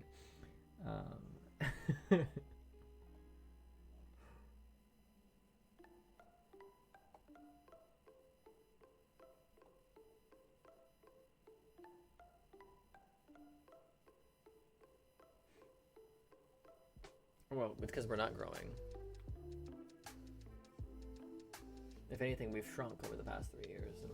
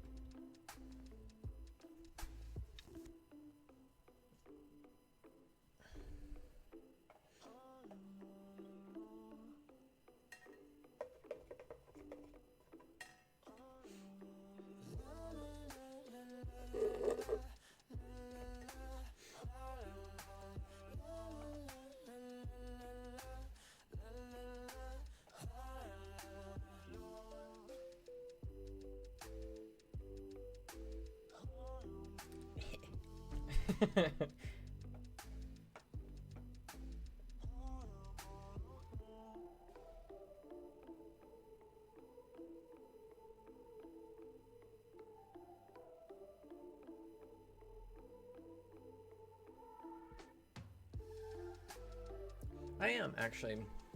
I've talked about it a little bit over the past, I don't know, month or so. But I am easily the happiest with my life that I've ever been. And I think part of that just because of how excited I am for the future and how, like how many things I have going on for the rest of the year. And, because like, I mean, it's not as far in the future anymore, but I was really looking forward to top surgery in January, and now it's next week. And I'm really looking forward to all of the movies and games and shows and concerts and stuff that I have for the rest of the year. And then I'm really looking forward to living with Zoe again next year and things like that. And I've got, I'm just really excited for what comes next after this particular barrier is passed after top surgery. I'm really looking forward to it.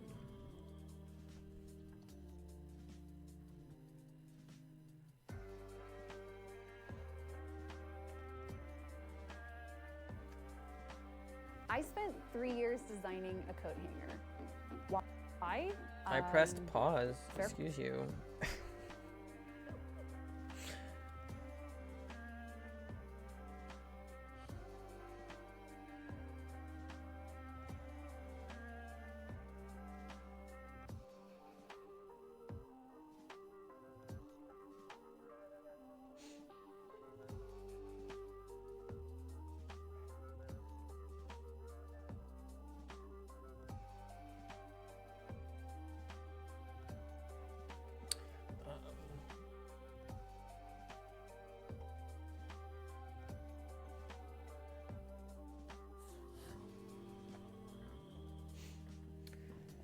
Yeah, I've got, let's see, I've got a Chapel Roan concert in October, got the Billy concert in November.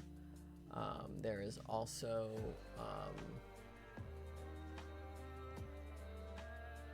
there's a concert I think I want to go to in late September for, oh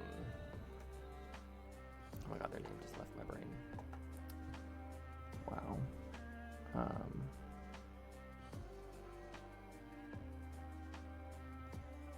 For Wild Rivers, their newest album, Never Better. They're on tour for it right now, and they're gonna be in Kansas City the week after my birthday, or the weekend after my birthday. And I want to try to go down there and see that. I gotta find someone to go with me, but I'm hoping I can figure that out and get to go to that because I would really like to. But I'm gonna have to find someone to go with me because I'll still be in recovery, and it's a 3-hour drive, so 6-hour round trip. But the tickets are really cheap because they're not a very big band yet, and I'd really like to go see that. I'm thinking about going to see Baby Metal in November as well. They're gonna be like an hour and a half, 2 hours from here, but it's the night before Thanksgiving, so that's another one that I'd want someone to go with me because it's a decent journey for a concert.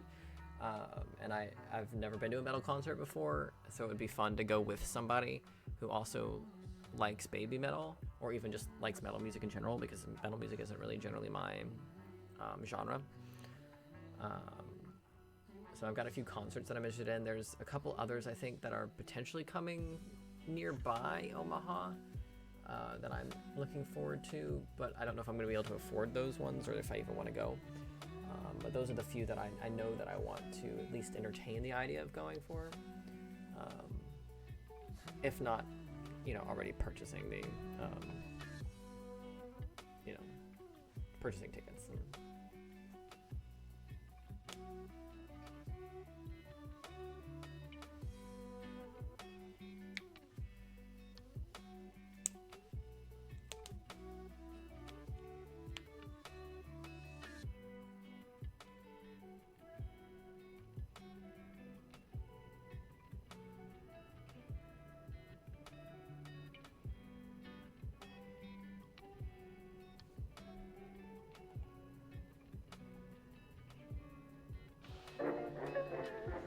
again, I pressed pause and get it together.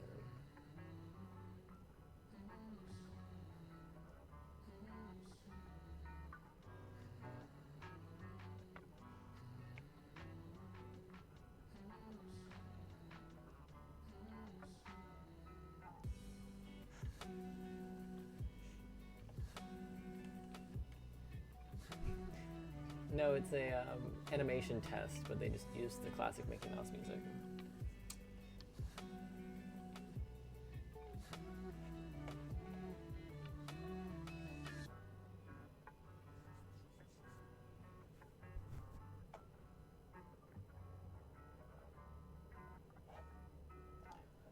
I think I want to jump into some brain rot now, I think. Yeah, it was that music, actually. You were right. It was. I'm so excited for next week, dude.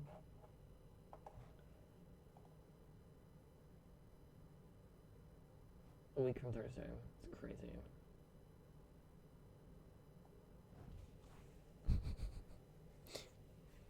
I think you got the wrong person there, rookie. Jimmy doesn't generally do edits.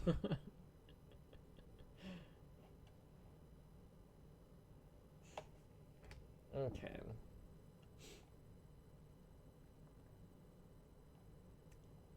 I want to watch the weird campaign video from Matt Walsh. Short snippet. I mean, articles in the mainstream outlets like Rolling Weird. That's it. Yes. Hope will be the winning political strategy. Over the last few days, the Democrats have settled on what they hope will be the winning political strategy to carry them through to November. The strategy is this: call the opposition weird. That's it. Yes, the brain trust of the DNC came together and adopted a strategy first pioneered by the Mean Girl lunch table in middle school. The memo has gone out. Marching orders have been passed down. Call Trump, J.D. Vance, and all of their supporters weird. Some of what he and his running mate are saying, well, it's just plain weird. It's true.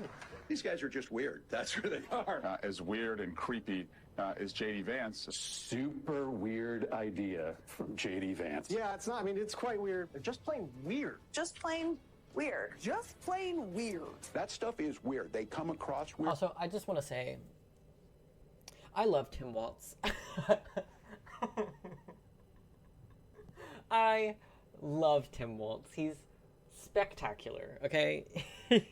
He's fantastic. He's the governor of Minnesota. Just plain weird. Currently. Just plain weird. That stuff is.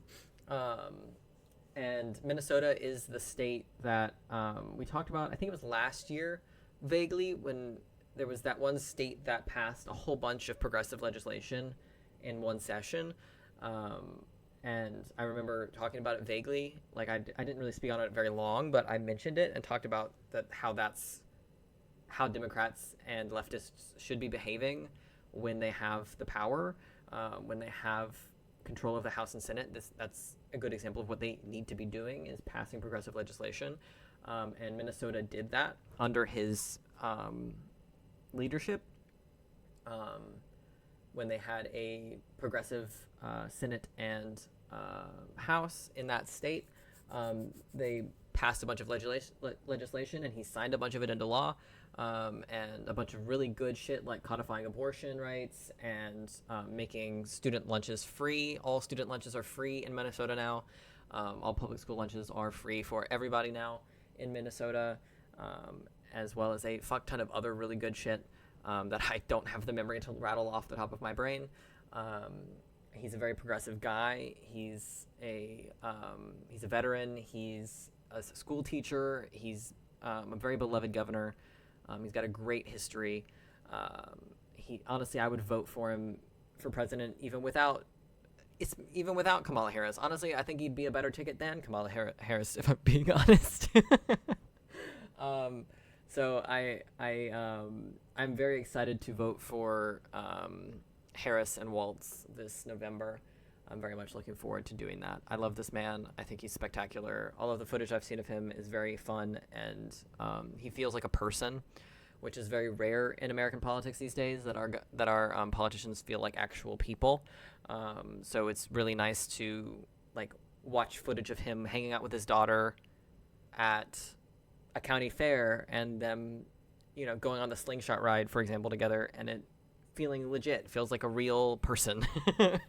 Because that's not really something we see with our candidates these days. They're all caricatures and a bit crazy, to be honest. So it's very refreshing to see not only Kamala Harris, someone who is young relatively for a politician, and Tim Walz, who is around the same age as her, despite the fact that he looks significantly older, just because, you know, the way people age is different. But it's nice to see Harris be able to put together sentences, and which is such a sad thing that the bar is that low. But it's great to see her be able to actually answer the questions that she's asked in a way that's succinct and understandable and fairly sane. And then you have Tim Walz backing her up and really bringing in a lot of the big votes. Like, him being a veteran is a big deal. His kids were all IVF children. He's pro abortion rights. He's pro trans rights. He's pro LGBT rights. He's pretty great. So I've enjoyed all the stuff that I've seen about him so far. Even if I can't, like I said, rattle it all off the top of my head because my memory just isn't good enough for that, unfortunately. But you know,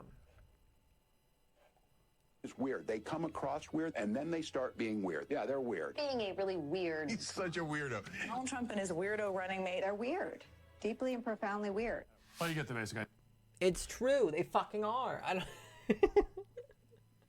Yep. So that was a supercut compiled And by Matt Walsh is the weirdest of the weird, too. Arabian media, showing that the Harris campaign and its apparatchiks and the corporate media are, as always, reading from the same talking points.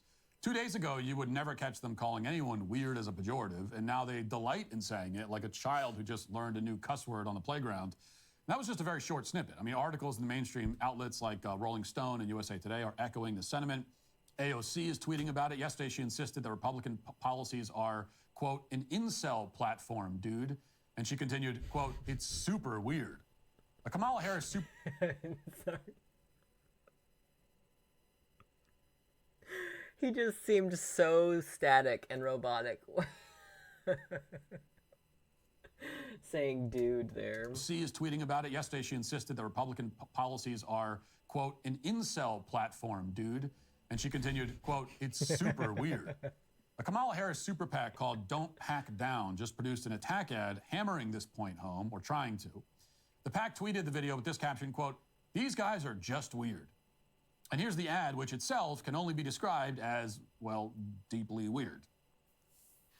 Us MAGA Republicans banned abortion, but that's just the start. That's just the start. If Trump gets elected, we want the government involved in all aspects of your sex life. Way more involved. Way more involved. When you have sexual intercourse, it should be illegal to use contraception. This is really what so many of them look like. It's so crazy. No pills, no condoms. Your genitals are reserved for procreation. If you freeze 12 eggs, you should be required to have 12 babies, or else you're a serial killer. And I'm definitely not a serial killer. Are you? My son monitors my porn usage to make sure I'm not self-pleasuring. Just like... That's a real thing.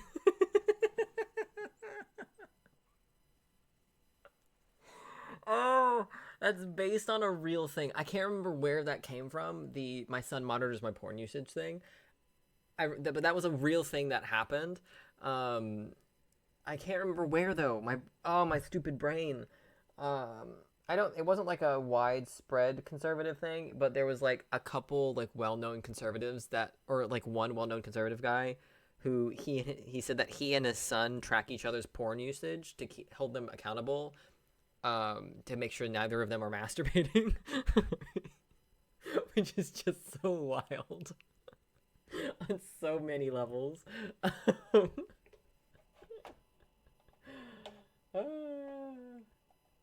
was really great. Yeah, I feel bad. Oh, yeah. That we gave it so much shit. One for this one or this one? Yeah. Fucking show. I love it. But oh my god, stop. Freaking Dumbo. Yeah, I'm What if they just want to watch it? Like, just watch porn? What do you mean? Like, not to self-pleasure, just to watch it? Just for the entertainment? Like Speaker of the House Mike Oh, Johnson. there we go. Okay, thank you. Okay, so the ad listed Mike Johnson. There we go. Thank you, ad. Porn usage to make sure I'm not self-pleasuring. Just like Speaker of the House Mike Johnson. That's true. You can look it up. Don't you think that's normal? Yeah, I do. It's normal for your son to do that. You should have a family member monitor your porn use too. Because pleasuring yourself is very, very naughty. I'm voting in November. I'm voting in November. We're all voting in November. This is a great ad. Because what happens in your bedroom is up to me. Is up to me and my son. Also, mouth stuff is a sin.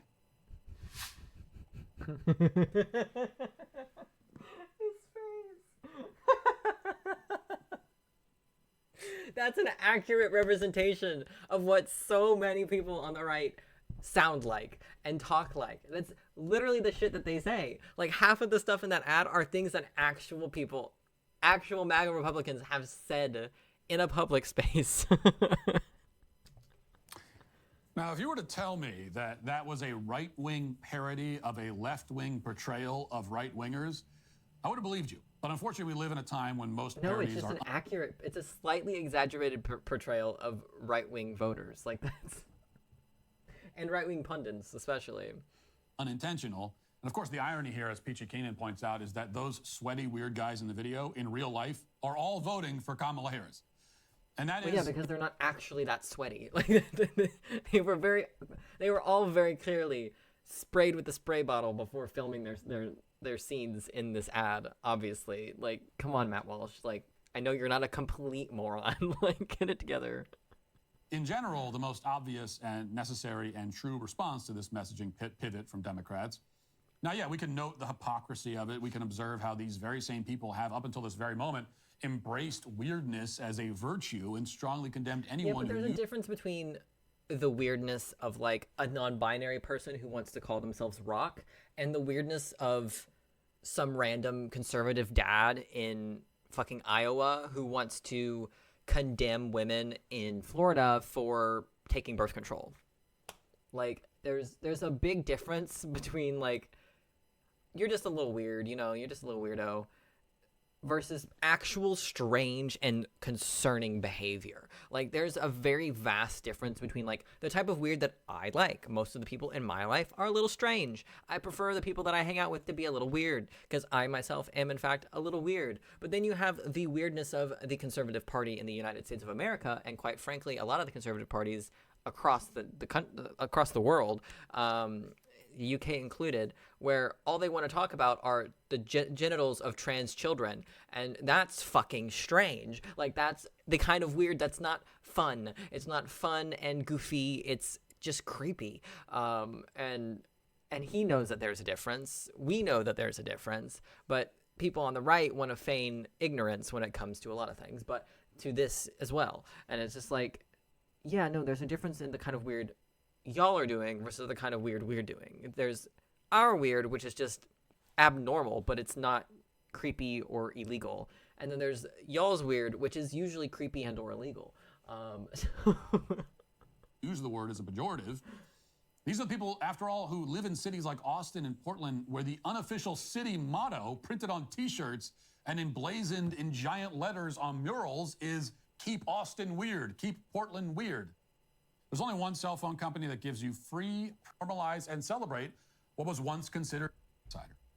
So these are people who made up terms like neurodivergent and brag about being neurodivergent themselves, all in an effort. Made up terms like neurodivergent? All terms are made up, first of all. All terms are made up, first of all. But second of all, neurodivergent it's literally just a basic descriptor of people who are mentally ill. Like, it's not... Like, there are so many terms that we have made up that are just kind of goofy that he could have picked from, but he picked neurodivergent. Probably because he finds neurodivergent people to be weird in a way that he thinks is unacceptable, but it's more common to be neurodivergent these days than it is to not. Like, it's really hard to find a neurotypical person these days, especially in Gen Z and in millennials, and especially Gen Alpha, like all of the younger generations, so many of us that go to therapy or go see neurologists and psychologists and get diagnoses for things because we want to better ourselves and we want to live better lives. So we want to know what's wrong with us so we can improve those things. So a lot more of us are being diagnosed with things, even though a good chunk of everybody is neurodivergent. Like, I can't think of a boomer that's not neurodivergent, quite frankly. I don't know. I just think he could have picked, there's so many other terms that he could have picked from to talk about made up terms from the left. Why do you pick, neurodivergent is just such a bad example. I don't know. Effort to normalize and celebrate what was once considered weird. So they're being shameless hypocrites with no moral standards to speak of, but that's basically baked into the cake at this point. The more effective and important rebuttal is to point out how the people calling Republicans weird are the same people who tell us that men can have babies. These are the people who insist on having drag queens read to children, who demand that we put gay pornography in elementary school libraries, who walked around triple masked. Yeah, that's what's happening. Definitely. There's definitely gay porn in elementary schools. That's absolutely what's happening. And quadruple vaxxed during COVID, who in some cases are still masked even today. These are the people who laid prostrate at the golden casket of a criminal drug addict who died in police. The only people who still wear masks are like people who are immunocompromised. People who were probably already masking before the pandemic, quite frankly. Like, there's not really very many people who are still masking on a regular basis, with the exception of, like I said, immunocompromised people, some more like paranoid people who are still a bit paranoid about it, or who have a bit of leftover trauma from the pandemic, and then like some of the elderly people that are still high risk for catching COVID and dying from COVID. It's not very common to see people masking anymore. Custody in 2020 and demanded that our cities burn to avenge his death. The people who insist that these are the people who laid prostrate at the golden casket of a criminal drug addict who died in police custody in 2020 and demanded.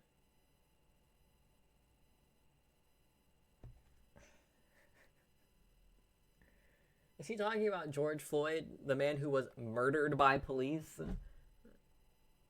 He didn't die in police custody. He was murdered by a police officer while in police custody. That police officer is now serving jail time for that murder. So it is murder. He wasn't a drug addict who died. He was a guy who got murdered by the police.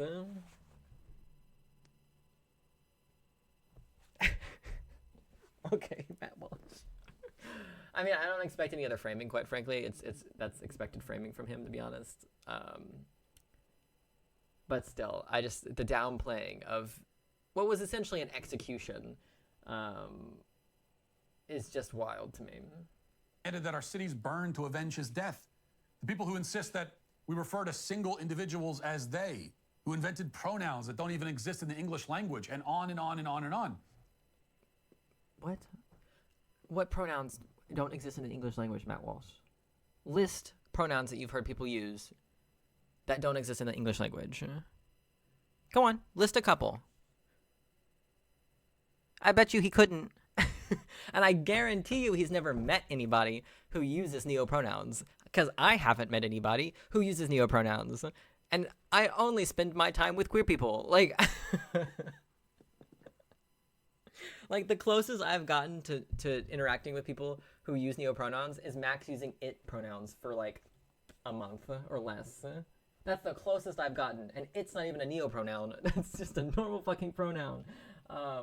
Like I know so many queer and non-binary people, like so many, and none of them use neopronouns. I've come across like 2 people online who use like ZZer pronouns, but I've never met those people in real life. I've never spoken with those people in real life. It's just like people on Tumblr who have their pronouns listed in their bio. That's the only reason I even know that they are there.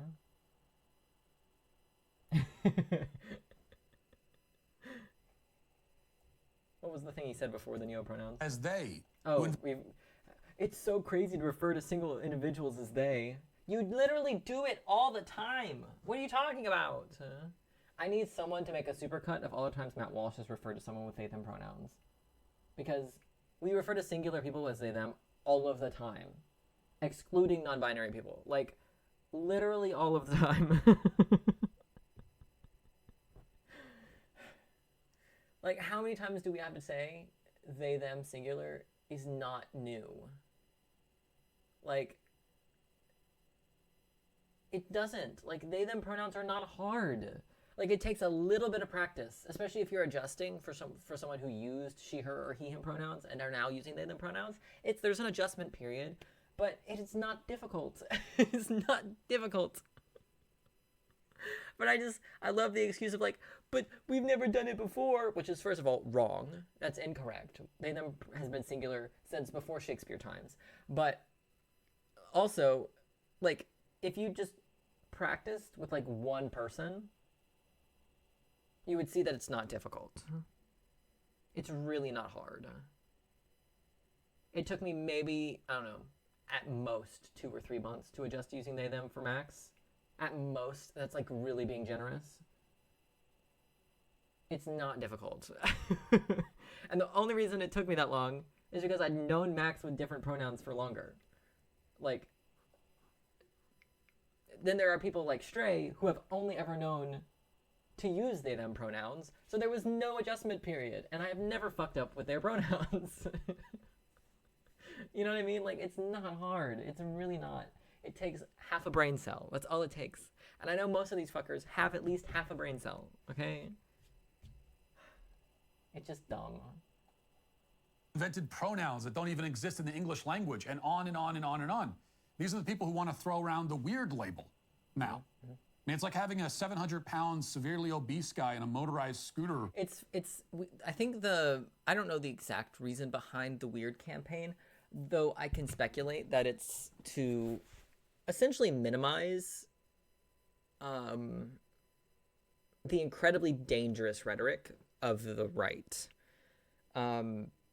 Because prior to Biden dropping out, the left was talking about the right as this big scary monster that's going to ruin everything, which is accurate. That is an accurate description of what the conservative parties want to do to this country. They want to strip us of our rights. They want to, you know, you can go read Project 2025 on your own. I don't need to explain it to you.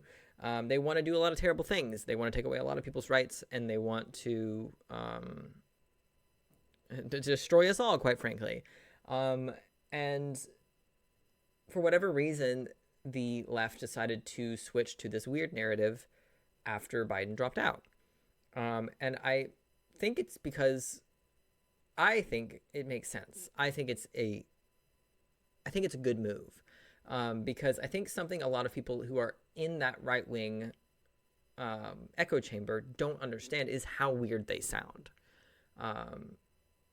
Because, like, if your first thought when you think about a trans person is their genitals, that's weird. Like, that's fucking strange. And that's not the problem of the trans person. That is a you problem. If your first thought when you see a trans person outside is, do they have a penis or not? You're strange. You need to go see somebody about that. Because that is a you problem. And that's just the best example I can think of.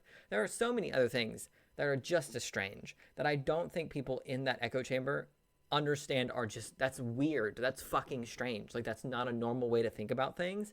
And that is not a normal way to see the world.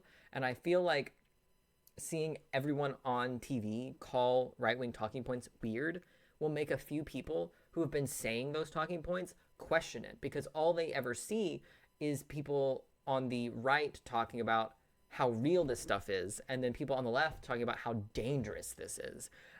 So to see the people on the left talk about how odd it is might make some people who have been saying those talking points second guess those talking points and reassess those talking points. I think it's a really smart move. And it's been extra fun because people on the right have been so butthurt about it. It was very fun to watch, especially when that switch initially happened back in July and August, in early August. It was very fun to watch a lot of right-wing people cry about it. It was very fun. but I think that's why it's been so effective. Sleep well, rookie. I'll see you when I see you. I'll be live tomorrow as well, by the way, if you're free and interested. Roll up and call you a fat ass for eating too much broccoli. I mean, everything about that dynamic is backwards and confused. Actually, I take that back. It is backwards, but it isn't confused. They're not confused about anything. They know exactly what they're doing. They are running around, pointing at normal people who say and do normal things, and snickering about how weird it all is, because the whole point... List a few of those normal things. Come on, Matt Walsh. List a few of those normal things. Go ahead. Go ahead, Mr. What is a Woman? Go ahead. List a couple of those normal things. Go ahead. I'll wait. Is to rebrand normalcy as somehow objectionable. They want to make normal people feel weird about being normal. They have no argument to make against us, no way to debunk our points, no position they can articulate, so instead they take a more visceral approach. What's up, Christian? I think it's cute that he says we can't debunk their talking points, as if that's not all we've been doing the past, 8 years. All we do is debunk right-wing talking points. Constantly. Literally all the time. And a lot of times, it's really easy to debunk right-wing talking points because usually they're really fucking stupid. Or nonsensical. Or based in outdated, old, or poorly done research. He doesn't ever do anything else, Christian. If they can point and laugh at us, they can, through sheer mockery and peer pressure, make us believe that normalcy is grotesque and bizarre. And then they hope that we will flee the normal thing and embrace its opposite, embrace what is actually weird, because we'll be so confused at that point that we won't see it as weird. If their strategy works, then we will feel weird for thinking, for example, that women are female. And by default, we will embrace the proposition that women are... Most women are. You're not wrong. Most women are female. The majority, in fact. Aren't anything in particular and don't actually exist. An idea that is, among other things, very, very weird. But we will accept it so that we will not be called weird. That's the plan. And we must admit, it can be extremely effective. There's something, again, visceral about it. It plays on the psyche of the average. I don't know if he posted anything about that, to be honest. I was so happy to see she won gold. I was so happy. And she's suing people now, and I hope she strips them of all of their money and never has to work again, because the shit she has had to endure, I can't stress how dangerous that is for her. I'm blanking on her name at the moment.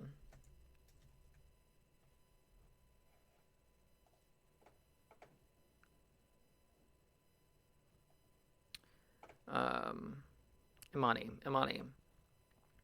I can't stress to you how dangerous this campaign against her was for her. She lives in a country where it is illegal to be transgender. The way she could have died or been killed by her own country for this nonsense, is not even a stretch to say that that put her life at risk. Outside of the fact that trans women are already at risk anyways, but the fact that she's not even actually a transgender woman, but is in fact just a cis woman with high testosterone levels, puts her in that same group of people that could very easily be hate crimed because someone thinks that she's transgender. And because of all of this nonsense about, oh, but she's actually a man, blah, blah, blah, blah, blah, just because she's got a high T content, so they'll look at her and go, oh no, she's a man, but they'll look at me and say I'm still a woman? What? You know what I mean? And I guarantee you my T levels are higher than hers, huh? It just doesn't make any sense. It's so stupid. It's just transphobia. And this is something that we've been trying to say for a long time, is that transphobia affects everybody. The practice of performing gender tests in women's sports is dangerous for all women, not just trans women. Because it's getting mad at Imani because she's got a high T level is getting mad at LeBron James because he's tall. Like, she's not doping. She just has naturally high testosterone levels. Like, that's literally what sports are about. Like, sports are literally about biological advantages. That's literally what it's about. Like, do you know how many biological advantages Michael Phelps has? But you don't see them trying to sway the way his body makes lactic acid, do you? Like,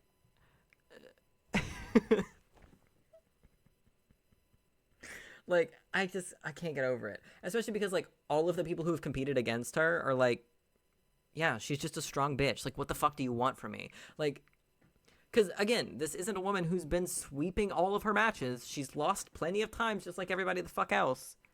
Like, it's just frustrating because there's no logic behind the hate campaign that was launched against her. None. There's no logic behind it. And it's just like, if you stop to think about it for literally 2 seconds. Yeah, is she just the one chick she was fighting in that one fight is just a big baby. You know what I mean? And even that big baby has come out and said, I wasn't trying to make a political statement. Like, I wasn't trying to say anything political about this woman. I'm just bad at my sport. Like, you know what I mean? Like, it's so ridiculous.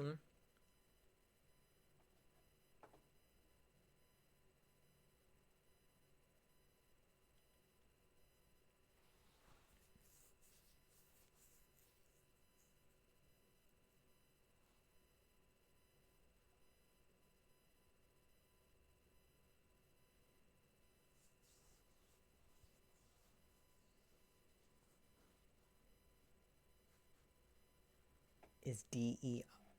I'm sorry, what?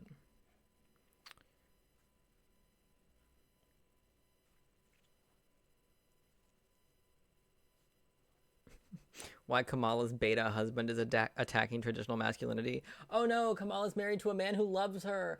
Ah!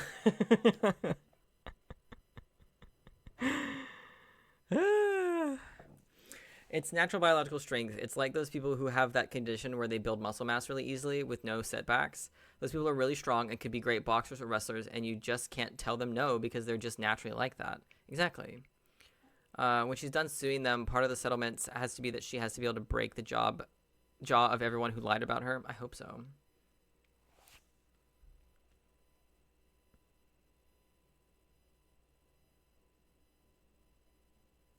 I love the woman being like, I've never been hit that hard before. Bitch, you're a boxer. What do you mean? Your whole job is being punched by other people. Like, that's the whole sport.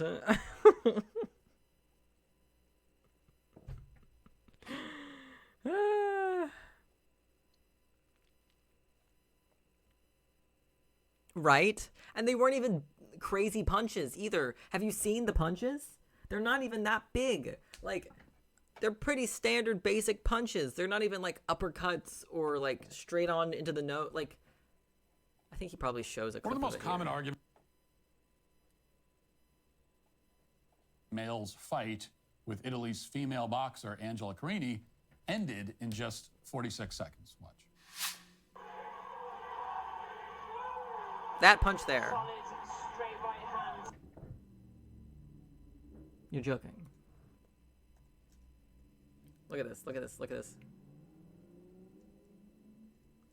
That punch there. That punch. That one right there. That tap on her jaw. That punch was enough to KO her. Like, are you kidding me?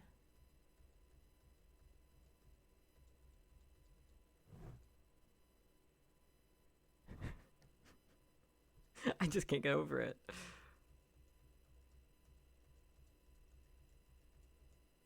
That punch. That jab there. Solid, straight right hand from... How did you get to the Olympics? I'm not saying I could take the punch. I have no training in how to take a punch. So I'm not saying I would do any better. But if I was a boxer to the degree that I made it to the Olympics, you should be able to take a punch to the face. I'm just saying. Now, one of the things about all these gender tests and DNA tests is that... And I can't get over the gender test thing, because, like, the gender test that Imani failed was a test done by some Russian, if I remember correctly, don't quote me on this, some Russian government organization that no longer is allowed and does not interact with the Olympics. Like, the Olympics doesn't accept their rulings on things or something like that because they're, like, corrupt or something. Like, I don't remember the specifics, so again, don't quote me on that. Feel free to Google it yourself. But the supposed gender test that she failed is illegitimate and irrelevant. She wouldn't be allowed to compete in the Olympics if the Olympic Committee hadn't said it was fine. Testing was done by a Russian-controlled boxing organization. And actually, Khalif beat their boxer back in the day, and then she got tested 3 days later, and they said she had XY chromosomes. After that test, it was shady stuff. Yeah. Some of these women be training with male boxers as well, so I'm still surprised that the Italian boxer couldn't take 2 punches, right? It's just ridiculous. Average person. I mean, think of it this way. Imagine that you took just the average person, put him in a room with 20 other people, and gave him a basic first-grade arithmetic exam. How long would it take for the 20 other people to berate and harangue that one guy into no longer believing, or at least pretending to no longer believe, that 2 + 2 = 4? Imagine that he wrote 4 as the answer to that math question, and every other person in the room turned to him and said, "Really? You think the answer's 4? What are you, some kind of weirdo? Seriously? Why are you so obsessed with the number 4? What's with your 4 obsession, you weirdo? Why did you write 4? What are you, in some kind of cult or something? Who says 4? 4. He's so mad. That's just weird. Super cringe. Now, how long before he starts questioning his own understanding of elementary school arithmetic? How long before he forfeits mathematical The thing truth is, that's not an accurate representation of the situation. It's really more like a room of 20 people where 11 of them say one thing and 9 of them say another. It's really not a 1 to 20 comparison. just to make the harassment stop? How long before he actually convinces himself that 2 + 2 doesn't equal 4? Now, we'd like to think that nobody could be berated in... The Guardian has a... You know, I haven't been paying attention to the Olympics at all. Admittedly, I've never been much of an Olympics fan, but any chance that I may have tried to pay attention and vaguely care this year went out the window when they kicked things off with sacrilege and drag queens. Followed that up, of course, with their next trick, which was the horrific and still ongoing spectacle of male boxers fighting females. This was already the wokest Olympics of all time, so it wouldn't be complete, I guess, without some good old-fashioned race baiting. This week, the media has... The wokest Olympics of all time. It's just so adorable. Like, first of all, I want to say trans people have been allowed to compete in the Olympics for a long time. I believe the number of trans people that have competed in trans women, especially that have competed in the Olympics since it's been allowed, is like under 10, I think. And it's been allowed for a pretty long time, if I remember correctly. But not very many trans people qualify for the Olympics because not very many people in general qualify for the Olympics. For example, there are 0 trans women competing in the Olympics this year. 0. I believe there is a trans man boxing, I think, this year. I think. Though good luck finding any information about him, because anytime you search up anything trans about the Olympics this year, all you get is fucking Imani all over your feed. And then there's a couple non-binary people doing shit this year. One of them's a runner. I think they might both be runners, actually. There are no trans women competing in the Olympics this year. The Olympics is very strict in terms of qualifications with everything going on. A lot of time, they don't allow trans women to compete, especially, unfortunately, in this political climate. Yeah, there's a lot of trans women who can't compete because they don't meet the qualifications that they have to as trans women. And then there's a lot of trans women who can't compete because they just aren't good enough to make it to the Olympics. Like, trans people should be allowed to suck at sports just like everybody else. not that not making it to the Olympics means you suck at a sport, of course. Like, but just generally speaking, trans people should be allowed to suck at sports just like everybody else. That's true equality right there. Has been celebrating what they claim is an historic occasion at the Olympics. Here's People.com with the headline, Simone Biles, Rebecca Andrade, and Jordan Childs celebrate first all-black gymnastics podium. Super exciting.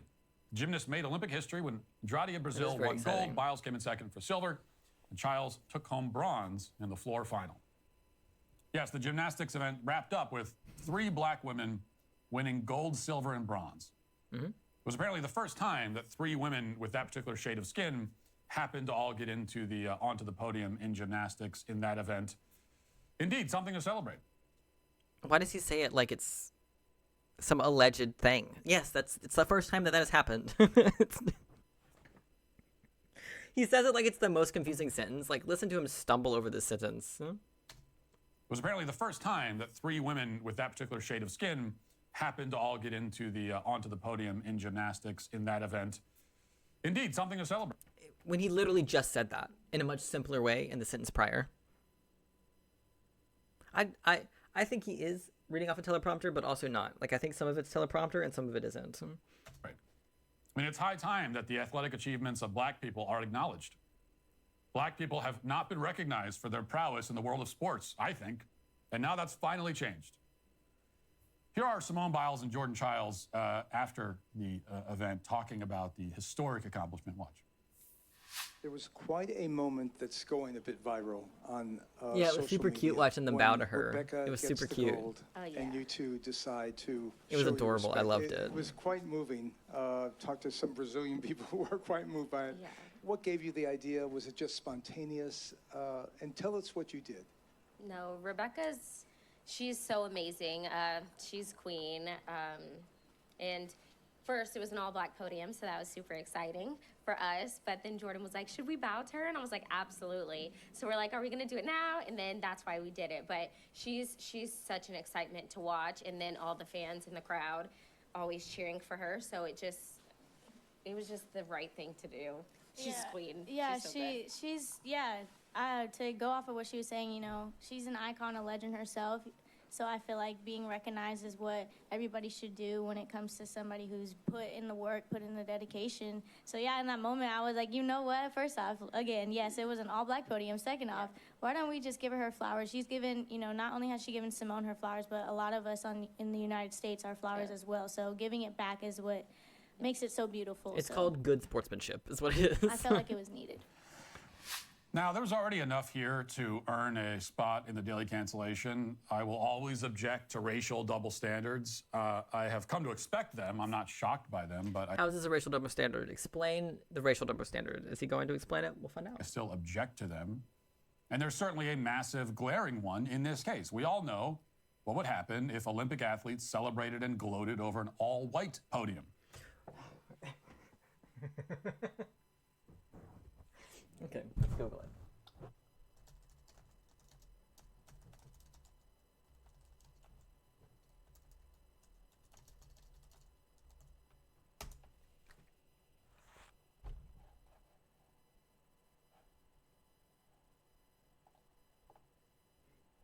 (1904). How long have the Olympics been around? Forever, right?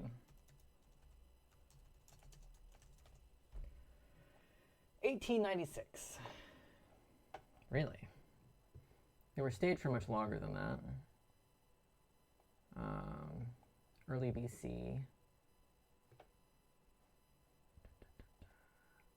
So 1904 was when the first black people were allowed to compete. But really, I mean, black people haven't even been allowed to vote for that long. So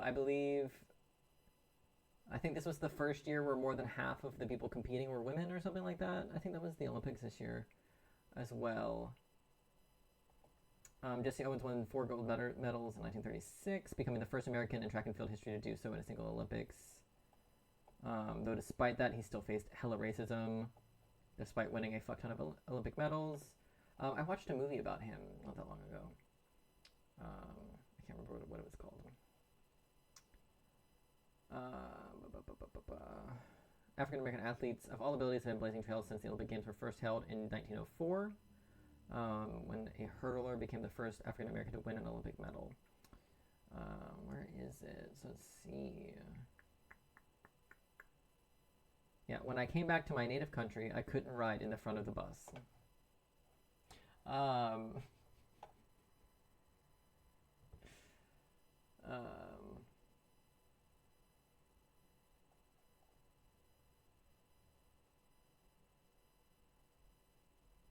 That's crazy. The first black woman to win an individual Olympic gold medal in swimming.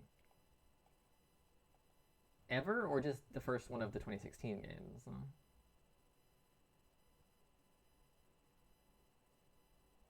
I think ever. That's crazy. I love that he complains about a double standard, but then presents the double standard. Like, you know what I mean? Like, he complains that there's a double standard. How dare they be excited about an all-black podium? Wouldn't they be upset if there was an all-white podium if we did the same thing? Well, it's not the first all-white podium, you fucking dumbass. Like...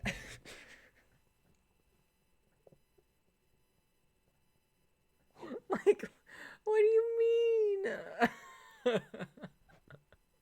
Also, white people are a majority. It's not special for the podium to be all white people. That's why no one celebrates it, because it's the same thing every fucking time. What do you mean?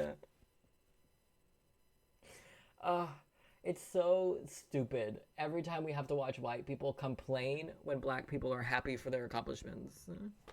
Every time. It's every time black people do a thing and celebrate doing a thing and bring up the fact that, hey, we're the first black people to do this. White people are like, like, can we just let black people have one thing? Like, can we just let black people be happy for like 10 seconds? Like, it's so stupid. It literally does not hurt you that those three very accomplished women celebrated the fact that it was an all-black podium. That does not hurt you even a little bit. Not at all. It doesn't affect you at all, Matt Walsh, because you and I will never make it to the Olympics. Ever. In any capacity. Ever. It doesn't affect us. That those three very, very talented black women celebrated the fact and mentioned the fact that it was the first all-black podium for that event. It doesn't affect you at all. Not even a little bit. But what about the white people? I don't fucking care about the white people. I don't. Like, the white people literally don't matter. That's the point. That finally we had a podium that was all about black people. That's fucking cool. That's so great. Like... What about the white people? We know the reaction if the silver and bronze medal were won by white people and they bowed to the gold medalist in part to celebrate the fact that he was also white.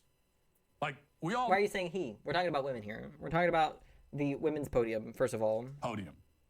We know the reaction if the silver and bronze medal were won by white people and they bowed to the gold medalist in part to celebrate the fact that he was also white. Like... Well, yeah, that would be weird. It wasn't extra hard for the white people to make it to the Olympics. They didn't have to face racial barriers to qualify in their sport and then qualify for the Olympics. The white people don't have to go back home and experience racism on a daily basis like black people do. That's why it doesn't matter when they're white. Like, I don't know how many times we have to explain this to white people. That being white is a privilege simply because we don't have to face racism. Like, directed at us. That's all it is. Because we get the baseline of no racism coming towards us. That's what makes it a privilege. That's it. It doesn't put us ahead of the game. It just puts us at 0. Everyone else has to start behind us. It doesn't put us up to 5 or 10. We are 0. And then people of color fall back behind us because they got to deal with all the fucking racism. Yes, it would be weird for two white people to bow to another white person because, oh, look at the other white people. Like, that sounds so stupid. Like, that's not... It's a double standard for a reason. We are the reason that the double standard exists. We, white people, are the reason that there has to be a double standard because we, white people, have subjugated all of the other people for all of time.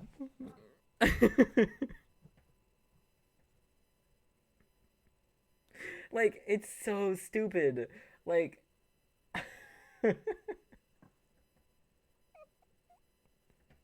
and you can always count on Matt Walsh to cry about it. Every time black people accomplish anything, you can always guarantee that Matt Walsh will have something to say about it. We all know how that would go. You can't claim that it'd be different because the all-white podiums are more commonplace. In many events, that's not the case at all. I don't know how long it's been since there was an all-white podium in the 100-meter race, for instance, but I'm confident that it's been a very long time. In fact, if there was an all-white podium in the 100-meter race, it would be very notable. It would. Like, it would be. I gotta give him that. You would not be allowed to make note of it unless you were noting it in a negative way, in a disappointed way. You can lament that something is all. You could definitely make a note about it. You could say it's very interesting. This is our first all-white podium in many years. That's interesting. It definitely wouldn't be like a, woo, look at us, all-white podium, woo, like... Which, like, if you want to say that that's a double standard, then sure, I guess be butthurt about it. But, like, it really shouldn't bother you that that whiteness isn't celebrated. Like, that shouldn't hurt your feelings. You know what I mean? Like, if it hurts your feelings that whiteness isn't celebrated, I think you need to go to therapy. All white. But you may never be happy that it's all white. That's the rule, and it's a rule that I do not recognize because it's hypocritical and arbitrary. And we know how much he hates hypocrisy, right? Like, he hates he would never be hypocritical because he hates hypocrisy. If we would say that Olympians were racist for cheering an all-white podium, we must say the same about Olympians cheering an all-black podium.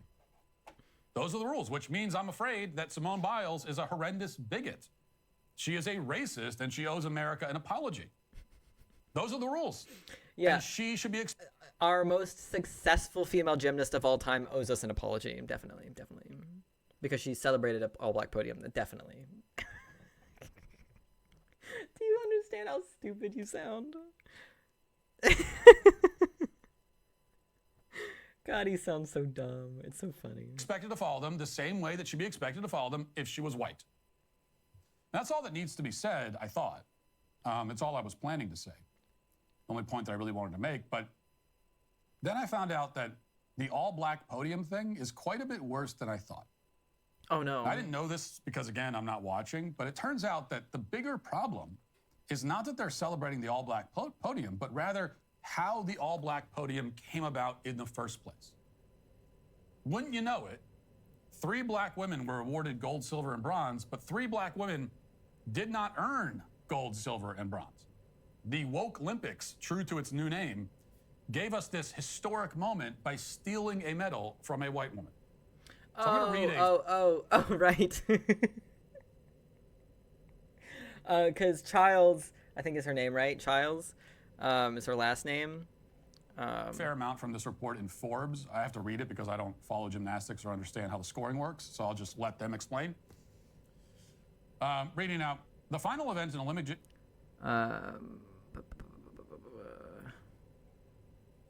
Childs, yeah. What happened was, this is still contested, this is still an ongoing thing, is Childs got her bronze medal after the coaches contested her score. So it turns out that the judges actually didn't award her for one of her tricks or whatever. I can't remember what it's called. In like one of her, because just the way gymnastics scoring works is each trick has like a base amount of points that you start at, and then you lose points for fucking it up or whatever, and or however it works. But essentially, the judges forgot to award her points for one of the tricks that she did. So they just didn't award her any of the points, like as if she hadn't done the skill. So she didn't medal, but her coaches caught it and contested the score.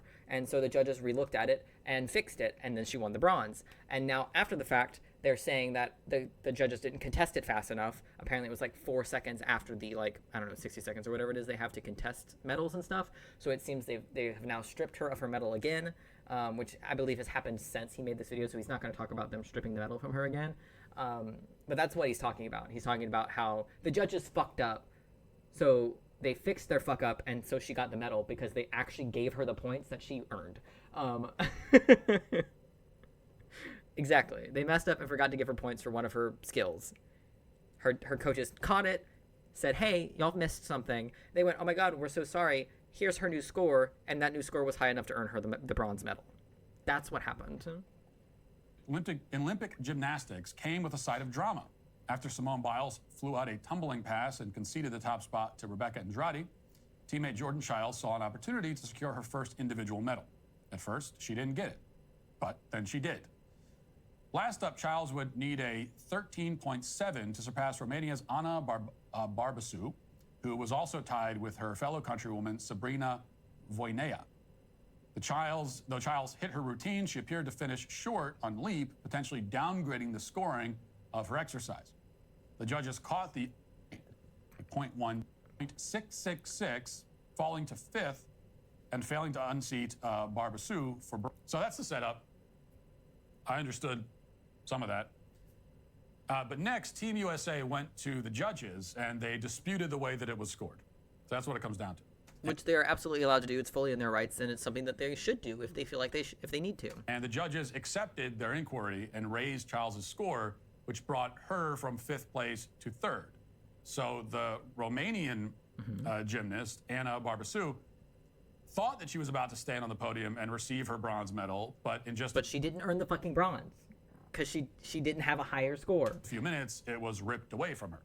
Okay, but so that you think like, well, that's the controversy, but that's not even the real controversy here. Forbes continues, quote, in the midst of the controversy surrounding the robbery of Ana Barbasou, fans determined that the other Romanian athlete, Sabrina Manasia Voinea, was the one who was wronged. During competition, the judges deducted 0.1 from her routine due to her stepping out of bounds. In the re-air of the final Monday evening, NBC commentator John Roethlisberger reported that... Okay, if they scored her wrong, it's on her coaches to dispute the score. If her coaches didn't dispute the score, that is on the coaches. That's not on Chiles because the other person's people didn't contest their score. Like, Manasia Voinea visibly remained inside the floor area. Like, yeah, the judges are gonna fuck up. They're human. That's why you have the ability to contest your scores. That's the whole fucking point. Almost instantly, Team Romania's indignation multiplied. Okay, now, again, I'm not a gymnastics expert, but anyone, expert or not, can look at the replay and clearly see, plain as day, that she absolutely did not step out of bounds. It's not even particularly close. You can just look and see she didn't step on the out of bounds part. And they docked her for stepping out of bounds, but she didn't. Yeah. So imagine the outrage when they didn't give Chiles any of the points for one of her skills that she performed. Wouldn't you be pissed off if our person had gotten 5th place and we found out later and it got reported later that the reason she got 5th place was because they didn't give her the points for one of her skills? Wouldn't you be pissed off then? Wouldn't you be upset then that our person was robbed of a medal because the judges didn't give her points for a skill that she did? It's frustrating, isn't it? Which is why they have the ability to contest their scores, and that's why the coaches contested the score. Like, this isn't rocket science, dude. Like, it's not rocket science. Without that penalty, she would have finished 3rd. So I guess her coaches should have contested it then. You could argue that 2 different white women were pushed to the side to give the Olympics poor white women. Black podium moments. Whatever will white women do? But certainly without maybe they'll cry about it, and then we can start up a campaign about how these black women are actually men and shouldn't be allowed to compete. Question, we can say that at least one white woman was.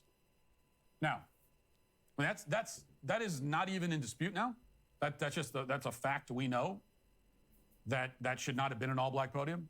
Should have been 2 black people and a white Is it a woman. fact we know? Is it a fact we know? I don't think it is. The only question is, was it intentional? Was this deliberately done for reasons of wokeness? No. That's Now, not I how have anything no idea. works. Quite possibly no. Quite possibly yes. But that doesn't even really matter all that much. What matters is that, whether on purpose or accidentally, that bronze medal was taken from the person who actually earned it. No, it was given to the person who earned it.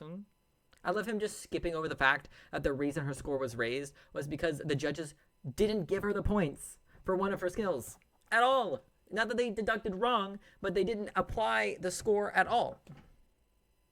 Which is arguably more insane than them deducting for being out of bounds when she wasn't.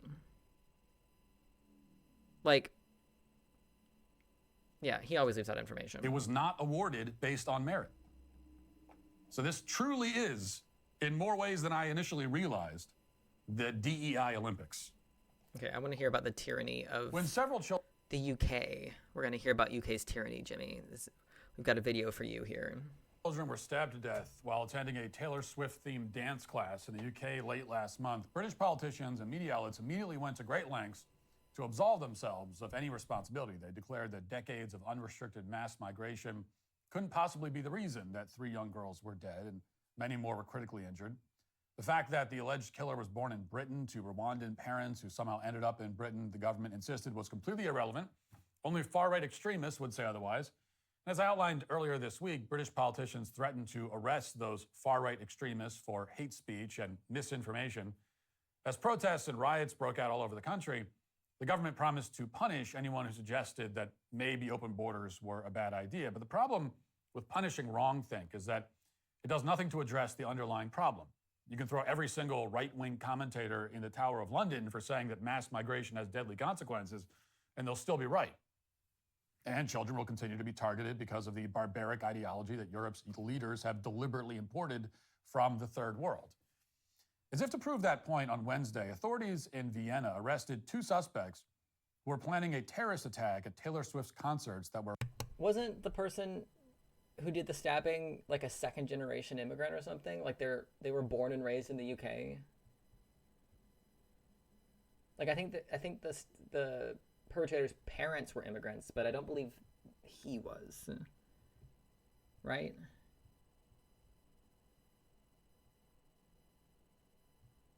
Yeah. Yeah.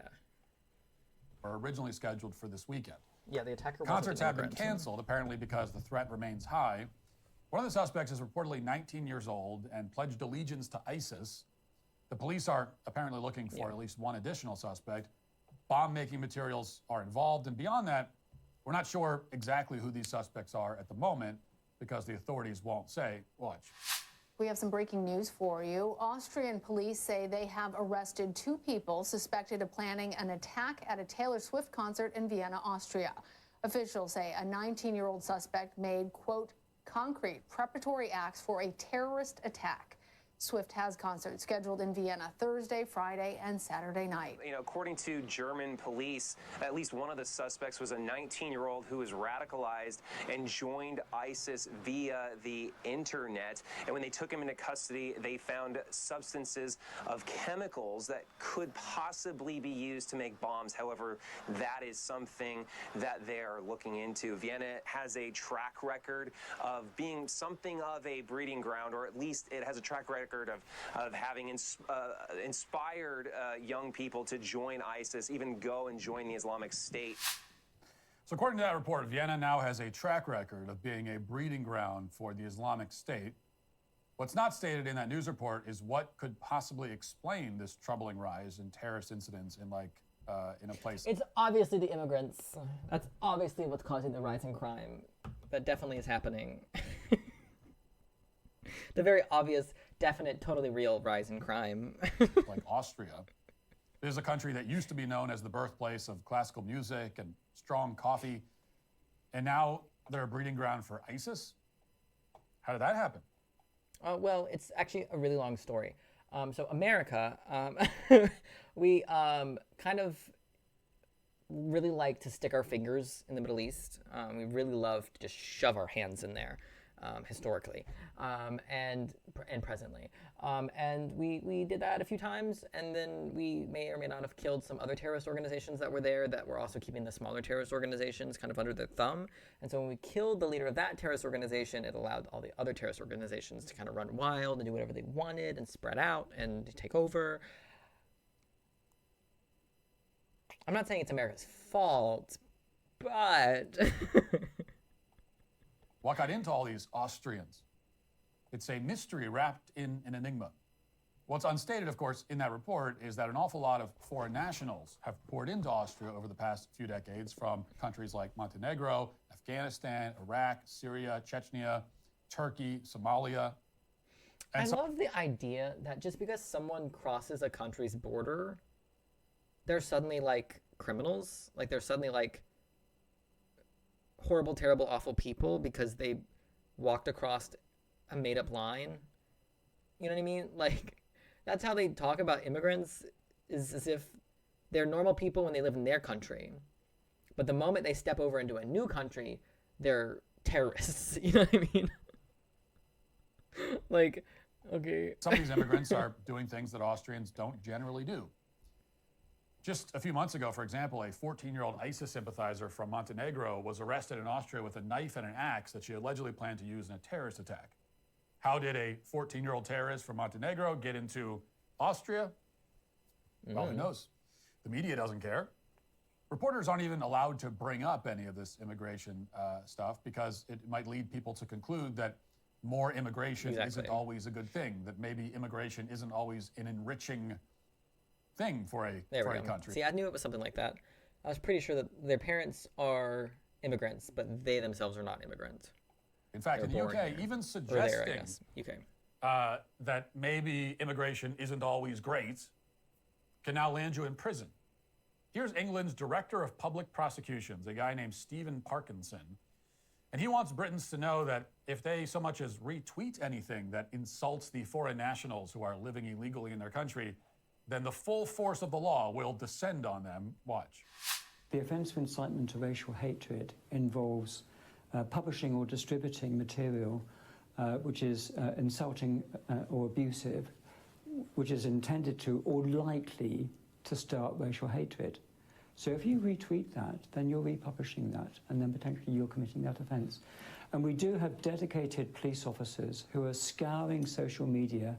Their job is to look for this material and then follow up with identification, arrests, and so forth. So it's a really, really serious. People might think they're not doing anything. I mean, it sounds kind of outlandish, but like theoretically, like the idea behind this movement here that he's talking about is that these statements are inciting violence because at the moment they currently are inciting racial violence. These race riots have been perpetrated and pushed by people on social media saying shit that's not even real, which is why this is being brought forth how it is, because they're trying to tap down on these riots. And like you can say, oh, our freedoms, all you want, but when those freedoms are inciting racial riots for no fucking reason, you know, like maybe you shouldn't have your freedom. You know what I mean? You know what? Maybe your freedom should be squashed just a little bit. You know what I mean? Harmful they are, and the consequences will be visited upon them. Consequences will be visited upon them. So, you know, you've got children being stabbed to death, but what they're worried about, they have a dedicated police officer scouring social media to find mean comments about immigrants. He didn't say now, mean aside from comments. the accent and the language. He said violent comments. It's a clip that might as well be from North Korea. Social media is playing a big part in this, and that's why he's doing it like this. That's why they're cracking down so hard on social media posts, because the riots are getting really bad and people are getting attacked all over the UK right now. Yeah, because it's fucking insane. Instead of having teams of police officers deporting some of the illegal aliens who are living in Britain, which would actually accomplish something productive, the British government is spending its time scouring Twitter looking for retweets they don't like. And apparently, even if you write like RTs are not endorsements in your bio, you're not going to be spared. If you retweet something that Keir Starmer thinks is naughty, yeah, because you're spreading false information that is getting people attacked. Like, that's inciting a riot. That's inciting violence. That is a crime in and of itself. You'll go to prison. The consequences will be visited upon you. Now, of course, Stephen Parkinson left the standard vague on purpose so that no one knows where the line is exactly. Take this quote from the New York Times, for example. More British Muslim men have joined ISIS and the Nusra Front than are serving in the British Armed Forces. We mentioned that yesterday on the show. But would a statement like that qualify as inciting racial hatred? It happens to be a factually true statement, as unbelievable and incredible as it may seem, that there are more Muslims, more British Muslims that are interested in joining terrorist groups than fighting for the British Armed Forces. I wonder how they got that information. Are you allowed to at least point that out? What if you point it out and don't even comment on it? What if you offer no commentary? You just say, here's a thing that's happening. Well, that might be against the law now because it may lead people to conclude that Britain's immigration policy isn't the best. So maybe you can't retweet that or say it. Nobody knows. It's a completely subjective statement. Britain's immigration policy of let's ship people to Rwanda. It's a great immigration policy. That's clearly designed to terrify people into submission. They don't want to make people afraid to. They want to make people. They don't just want to make people afraid to speak their mind. They also want to make people afraid to agree with someone else who speaks their mind. Where is it they wanted to ship people? So it's about terrifying you into silence, and also part of terrifying you into. A year ago, I began filming my new movie, Am I Racist? The goal of the movie was to go deep undercover into the world of DEI and show how bad the problem really is. There'll be some moments in the movie that just seem too crazy to be real, but I assure you it's real, and it's been a real problem for quite a while, in fact. To prove to you how big of an issue DEI is, I wanted to take you on a trip. I think it has Russian links, but it's not confirmed, but they are international, and they can't seem to decide on their job titles. Down memory lane of some recent real-world examples of anti-white racism. But before we do that, check out the trailer for Am I Racist? Tickets will go on sale August 15th.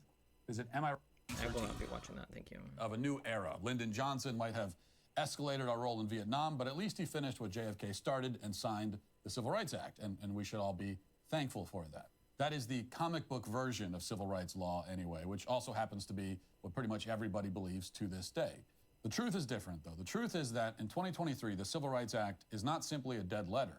It is a document so defunct, so pointless, so irrelevant, that it stopped prohibiting racist employment discrimination several years ago, and no one even noticed when it happened. At least since 2020, and probably much earlier, the largest corporations in this country have openly discriminated against white people solely on the basis of skin color.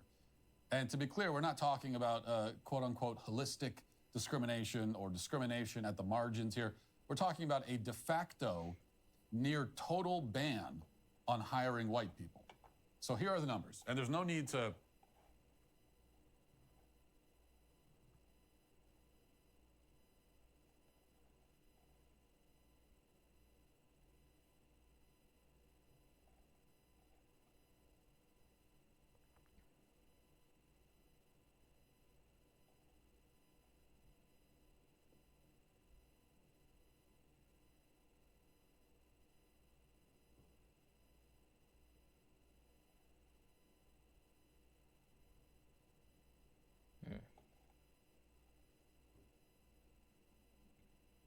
More than 400 arrests have been made.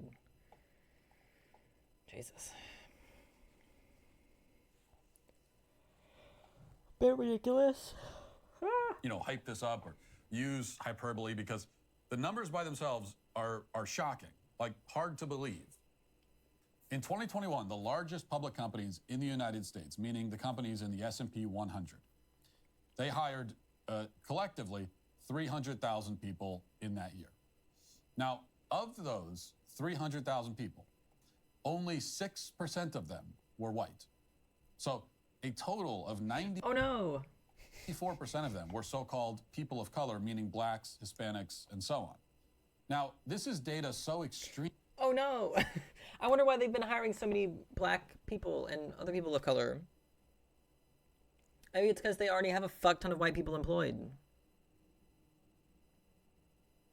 Maybe it's because there's more black people and people of color looking for jobs. Because the white people still have their jobs. Crazy to think about. But maybe there's a reason it's skewed that way. Crazy. Maybe if these were companies where that was the only people they were hiring, the only people that were employed at their place are like 94% people of color, 6% white people, then maybe I could understand where he's coming from. If like that was Amazon's spread of people that were employed at Amazon or something, that that Amazon fired everybody and then they went back and rehired a bunch of new people, and that was their spread, then maybe I could understand where he's coming from, at least, even if I still don't think it's an issue. I could at least understand where he's coming from. But when you understand the fact that these are just the people that they hired in that year, it makes a lot more sense. Unfortunately, we don't have the prison space to hold them all. So at best, they will probably just be confined with ankle bracelets. Yeah. That it doesn't even seem to be real, even if you know that anti-white discrimination is a real problem and it's happening in this country and it's not, mainstream. Does it happen? Sure. Is it a problem? Not really, no. Even if you knew that, when you hear these numbers, it's, again, hard to believe. These are the kinds of numbers that appear at first glance to be impossible. But they're not impossible. The biggest corporations in the United States with the best funded legal departments in the entire world implemented this virtually absolute ban on hiring whites without any regard to the hallowed Civil Rights Act. There was not a single member of Congress of either party who paid any attention to the fact that 94% of new hires among the biggest corporations in the United States were non-white. Now, to be fair, as this was happening... God forbid people of color have jobs. Like, God forbid people of color have jobs. Companies in the S&P 100 insisted that they weren't targeting whites in particular. For example, here's one Apple executive telling the Washington Post that their main goal in the era of George Floyd is not to punish anyone. Instead, Apple said they just want to honor the victims of supposed racial injustice and create a more equitable playing field. Watch. So Apple's taken an holistic... Hold on. Apple employee racial spread. Look at that. As of 2021, Black and African American and Hispanic and Latinx employees represent 9.4% and 14.8% of the workforce, respectively. 30%, a little under 30% are Asian, leaving the other, can I do math? 50% to be white?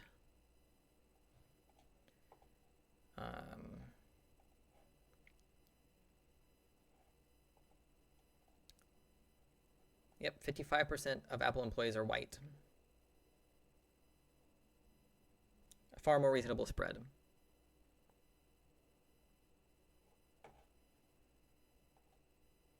I totally believe the number that 94% of the new hires for those companies in that year, or whatever the span of time was, that most of them were people of color. I fully believe that. And I believe that because I believe that most of those companies are trying to up how many black people and people of color they have employed at their places, because I would imagine that a lot of those places have a really high skew of white people employed already. So when they are looking for new people to hire, they are also trying to meet their quotas and stuff that they are supposed to meet to not be deemed discriminatory for having 94% of their people be white.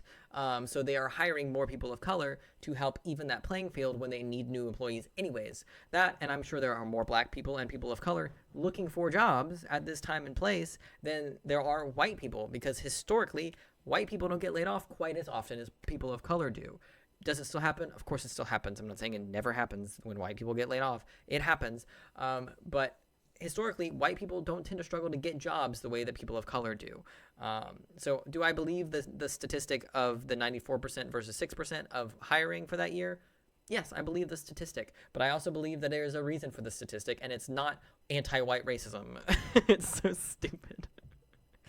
When hiring in the UK, your personal details are removed from your application. You're most likely only known when you go into the interview. Yeah, I think that's how it should be. I think that that names, ages, and ethnicities and sex should all be removed. It should just be your job history. It should be your accomplishments. It should be what you have done, not who you are. But again, that can't apply to every job. There are certain jobs where you do need to know more details that will end up exposing your name, your pronouns, your ethnicity, all of that. It's not something that can happen on everything. Like it doesn't work that way. You know what I mean? Not every job can have that level of blind spot and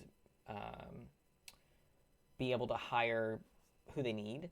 But also, it's been proven that companies with more diversity make more money. Whether that be a racial diversity, a sexual diversity, a gender diversity, like the more variety of people you have working for your company, the more money you are going to make as a company. So I imagine we will see even more diversity in hiring and in racial skews at companies and stuff. I imagine that will increase and continue as we move forward because more and more companies are catching on to the fact that they make more money when they have more diversity in the workplace. And if we know anything about companies, it's that they like to make money. So they'll do whatever they have to make more money, even if that means, bowing to the woke left mob, or whatever the fuck they say. I don't know.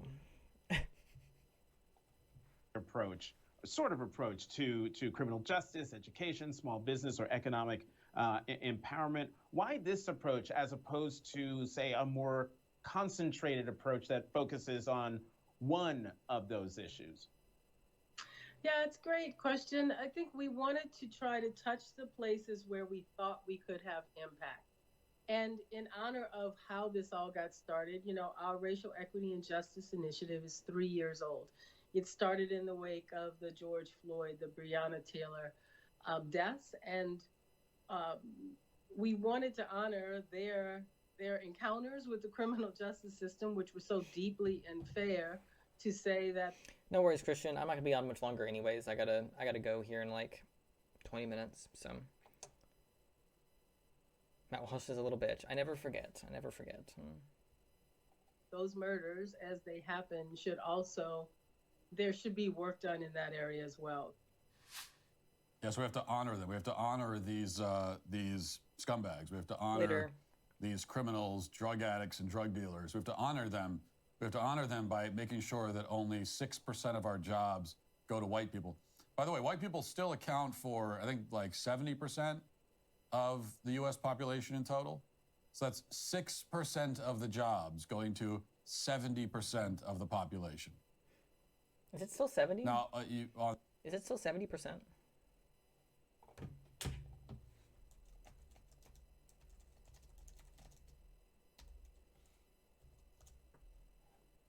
No, we're down to 60% non-Hispanic. But that's back in 2020, so that's probably a different number now. Let's check 2023.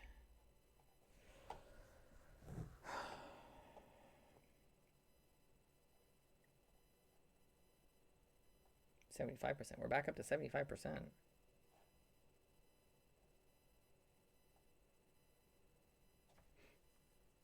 Oh, we went back up. Weird that it went up so much.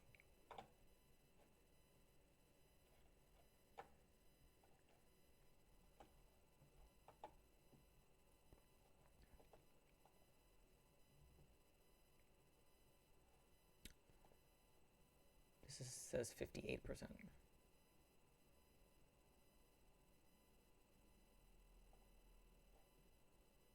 Oh, Hispanic and non-Hispanic?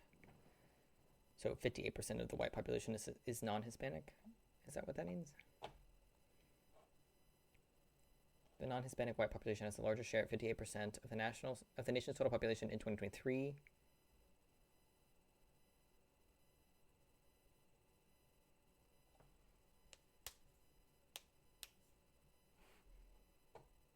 Regardless, we're not at 70% anymore. Okay. I was just curious. I wasn't really trying to fact check him. I was just curious if he was correct or not. On the other end, Black Americans account for about 13% of the population. And if you see a disparity where only 6% of a certain kind of job are going to 13% of the population, we're told that this is a massive, massive problem. And this is systemic racism. So 6% to 13%. I mean, it often is systemic racism.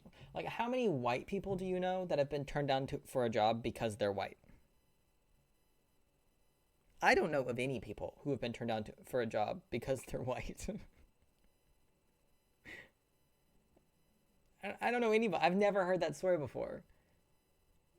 Now, black people who've been turned down because their names are too ethnic, or people of color whose names are turned down because their names are too ethnic. I know a few people who have experienced that. But, you know what I mean? Like, it's just like... would be systemic racism, terrible, awful, it's slavery, it's Jim Crow. But 6% of jobs going to 70%. Now, well, that's there's nothing to see here.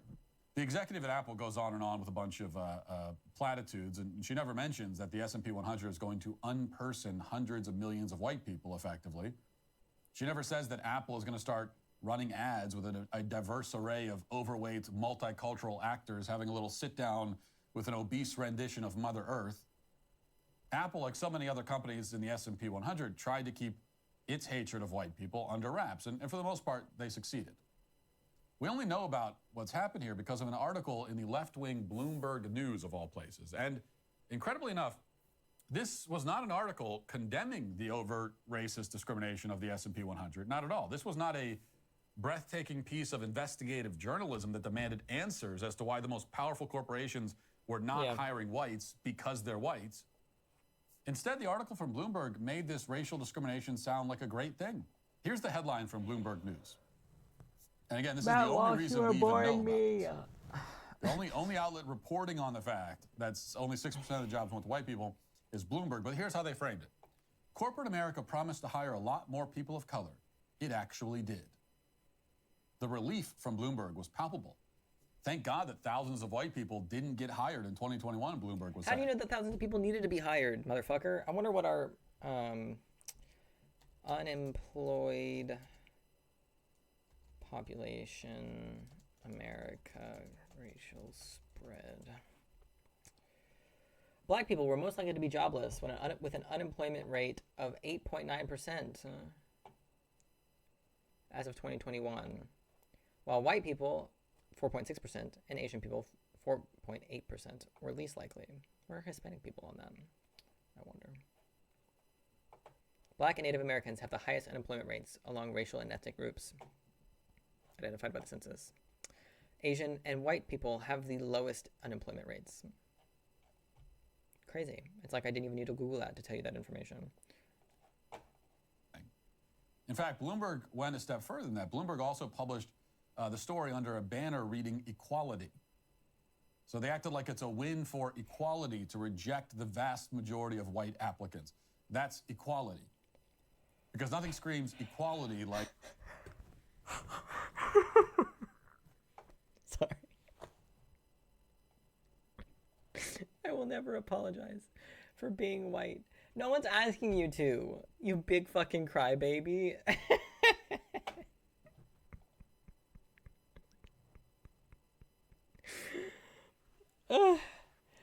That's funny.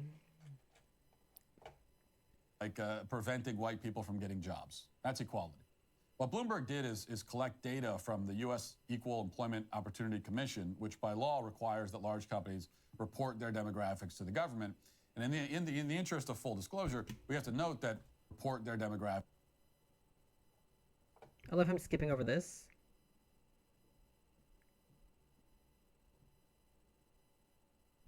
Oh yeah, absolutely they are. I love that they've skipped over the fact that far more white people have been hired into manager and professional roles than the less senior roles. To the government. I mean, a lot of it's covered by this diagram or this pop-out, this box. Like, look at the skew of executives. 1.13K jobs went to white people versus the next highest, which is 766. And in the interest of full disclosure, we have to note that we haven't seen all this data because Bloomberg hasn't published all of it. And a lot of this is not posted by the government online either. But from what Bloomberg has disclosed and from publicly available records, we can make a few determinations. Well, yeah, the stuff like this isn't usually published by the government until like a year or so later, after like census data and polling and stuff is all over. Like, we won't get the 2024 information until probably 2026. For one thing, and this is a minor point, but it's important to make it anyway, from what we can tell, the data appears to be counting Hispanics as people of color. So you'll notice that when Hispanics commit violent crimes, like running over retired ex-police chiefs with stolen cars, for example, they're listed as white on official records. But what the fuck are you talking? Some Hispanic people are white. What are you talking about? What are you talking about? That's why we have non-white and white Hispanics. That's why they're that's why they have that qualifier. Some Hispanic people are white. What are you talking about?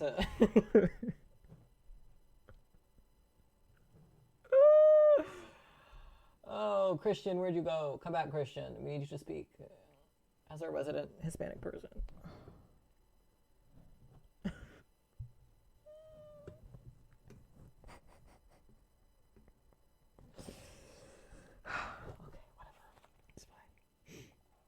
in this case, they're considered people of color.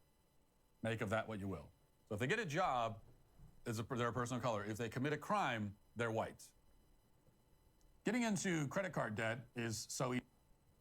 Of our company's curriculum. They said our Better Together global learning curriculum is part. Well, if we want. I'm bored. Matt Walsh is just bored. Straightforward racism. Hi, I'm Rhiannon Lewis. People don't really see me. Oh, she gets to keep her accent. Wait, is that her actual accent?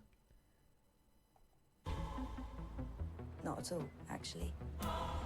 Lately, I've been getting really angry. Like, really angry.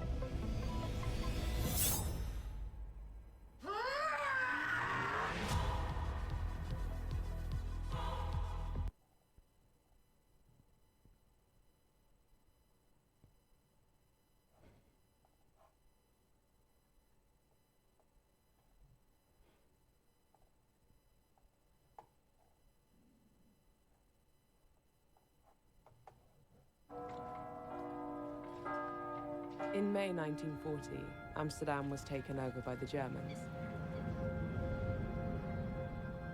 Immediately, they set the clock forward, so it was the same time in Amsterdam as in Berlin. The weather report disappeared from the newspapers. It was now a military secret. All streetlights were turned off. Dutch organizations were Nazified or forbidden.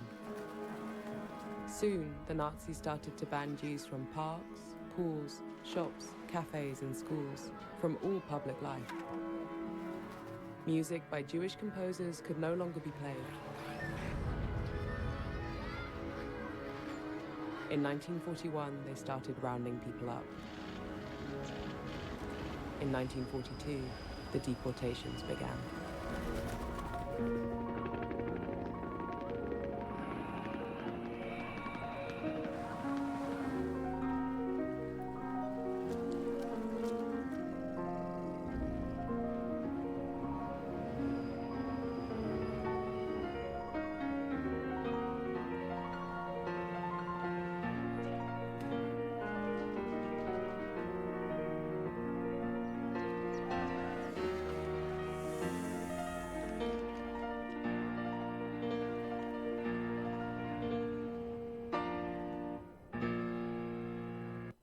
Interesting.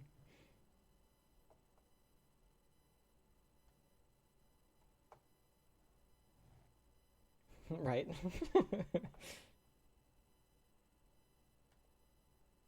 I mean, I do love a trailer that gives us nothing. I really do.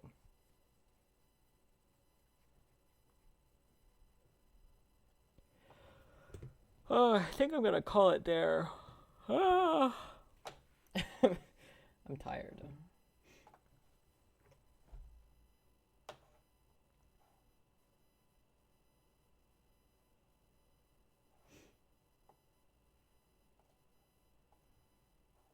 I am sleepy. I don't have time for a nap though. But I gotta get up and move around a little bit, wake up a little bit before I go out.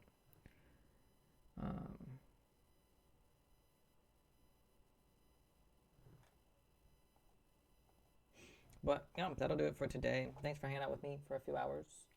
I will see you tomorrow for more of the same, most likely. I should have that wall filled in, potentially. Maybe. Maybe. We'll see. Sleep well. See you tomorrow. Bye.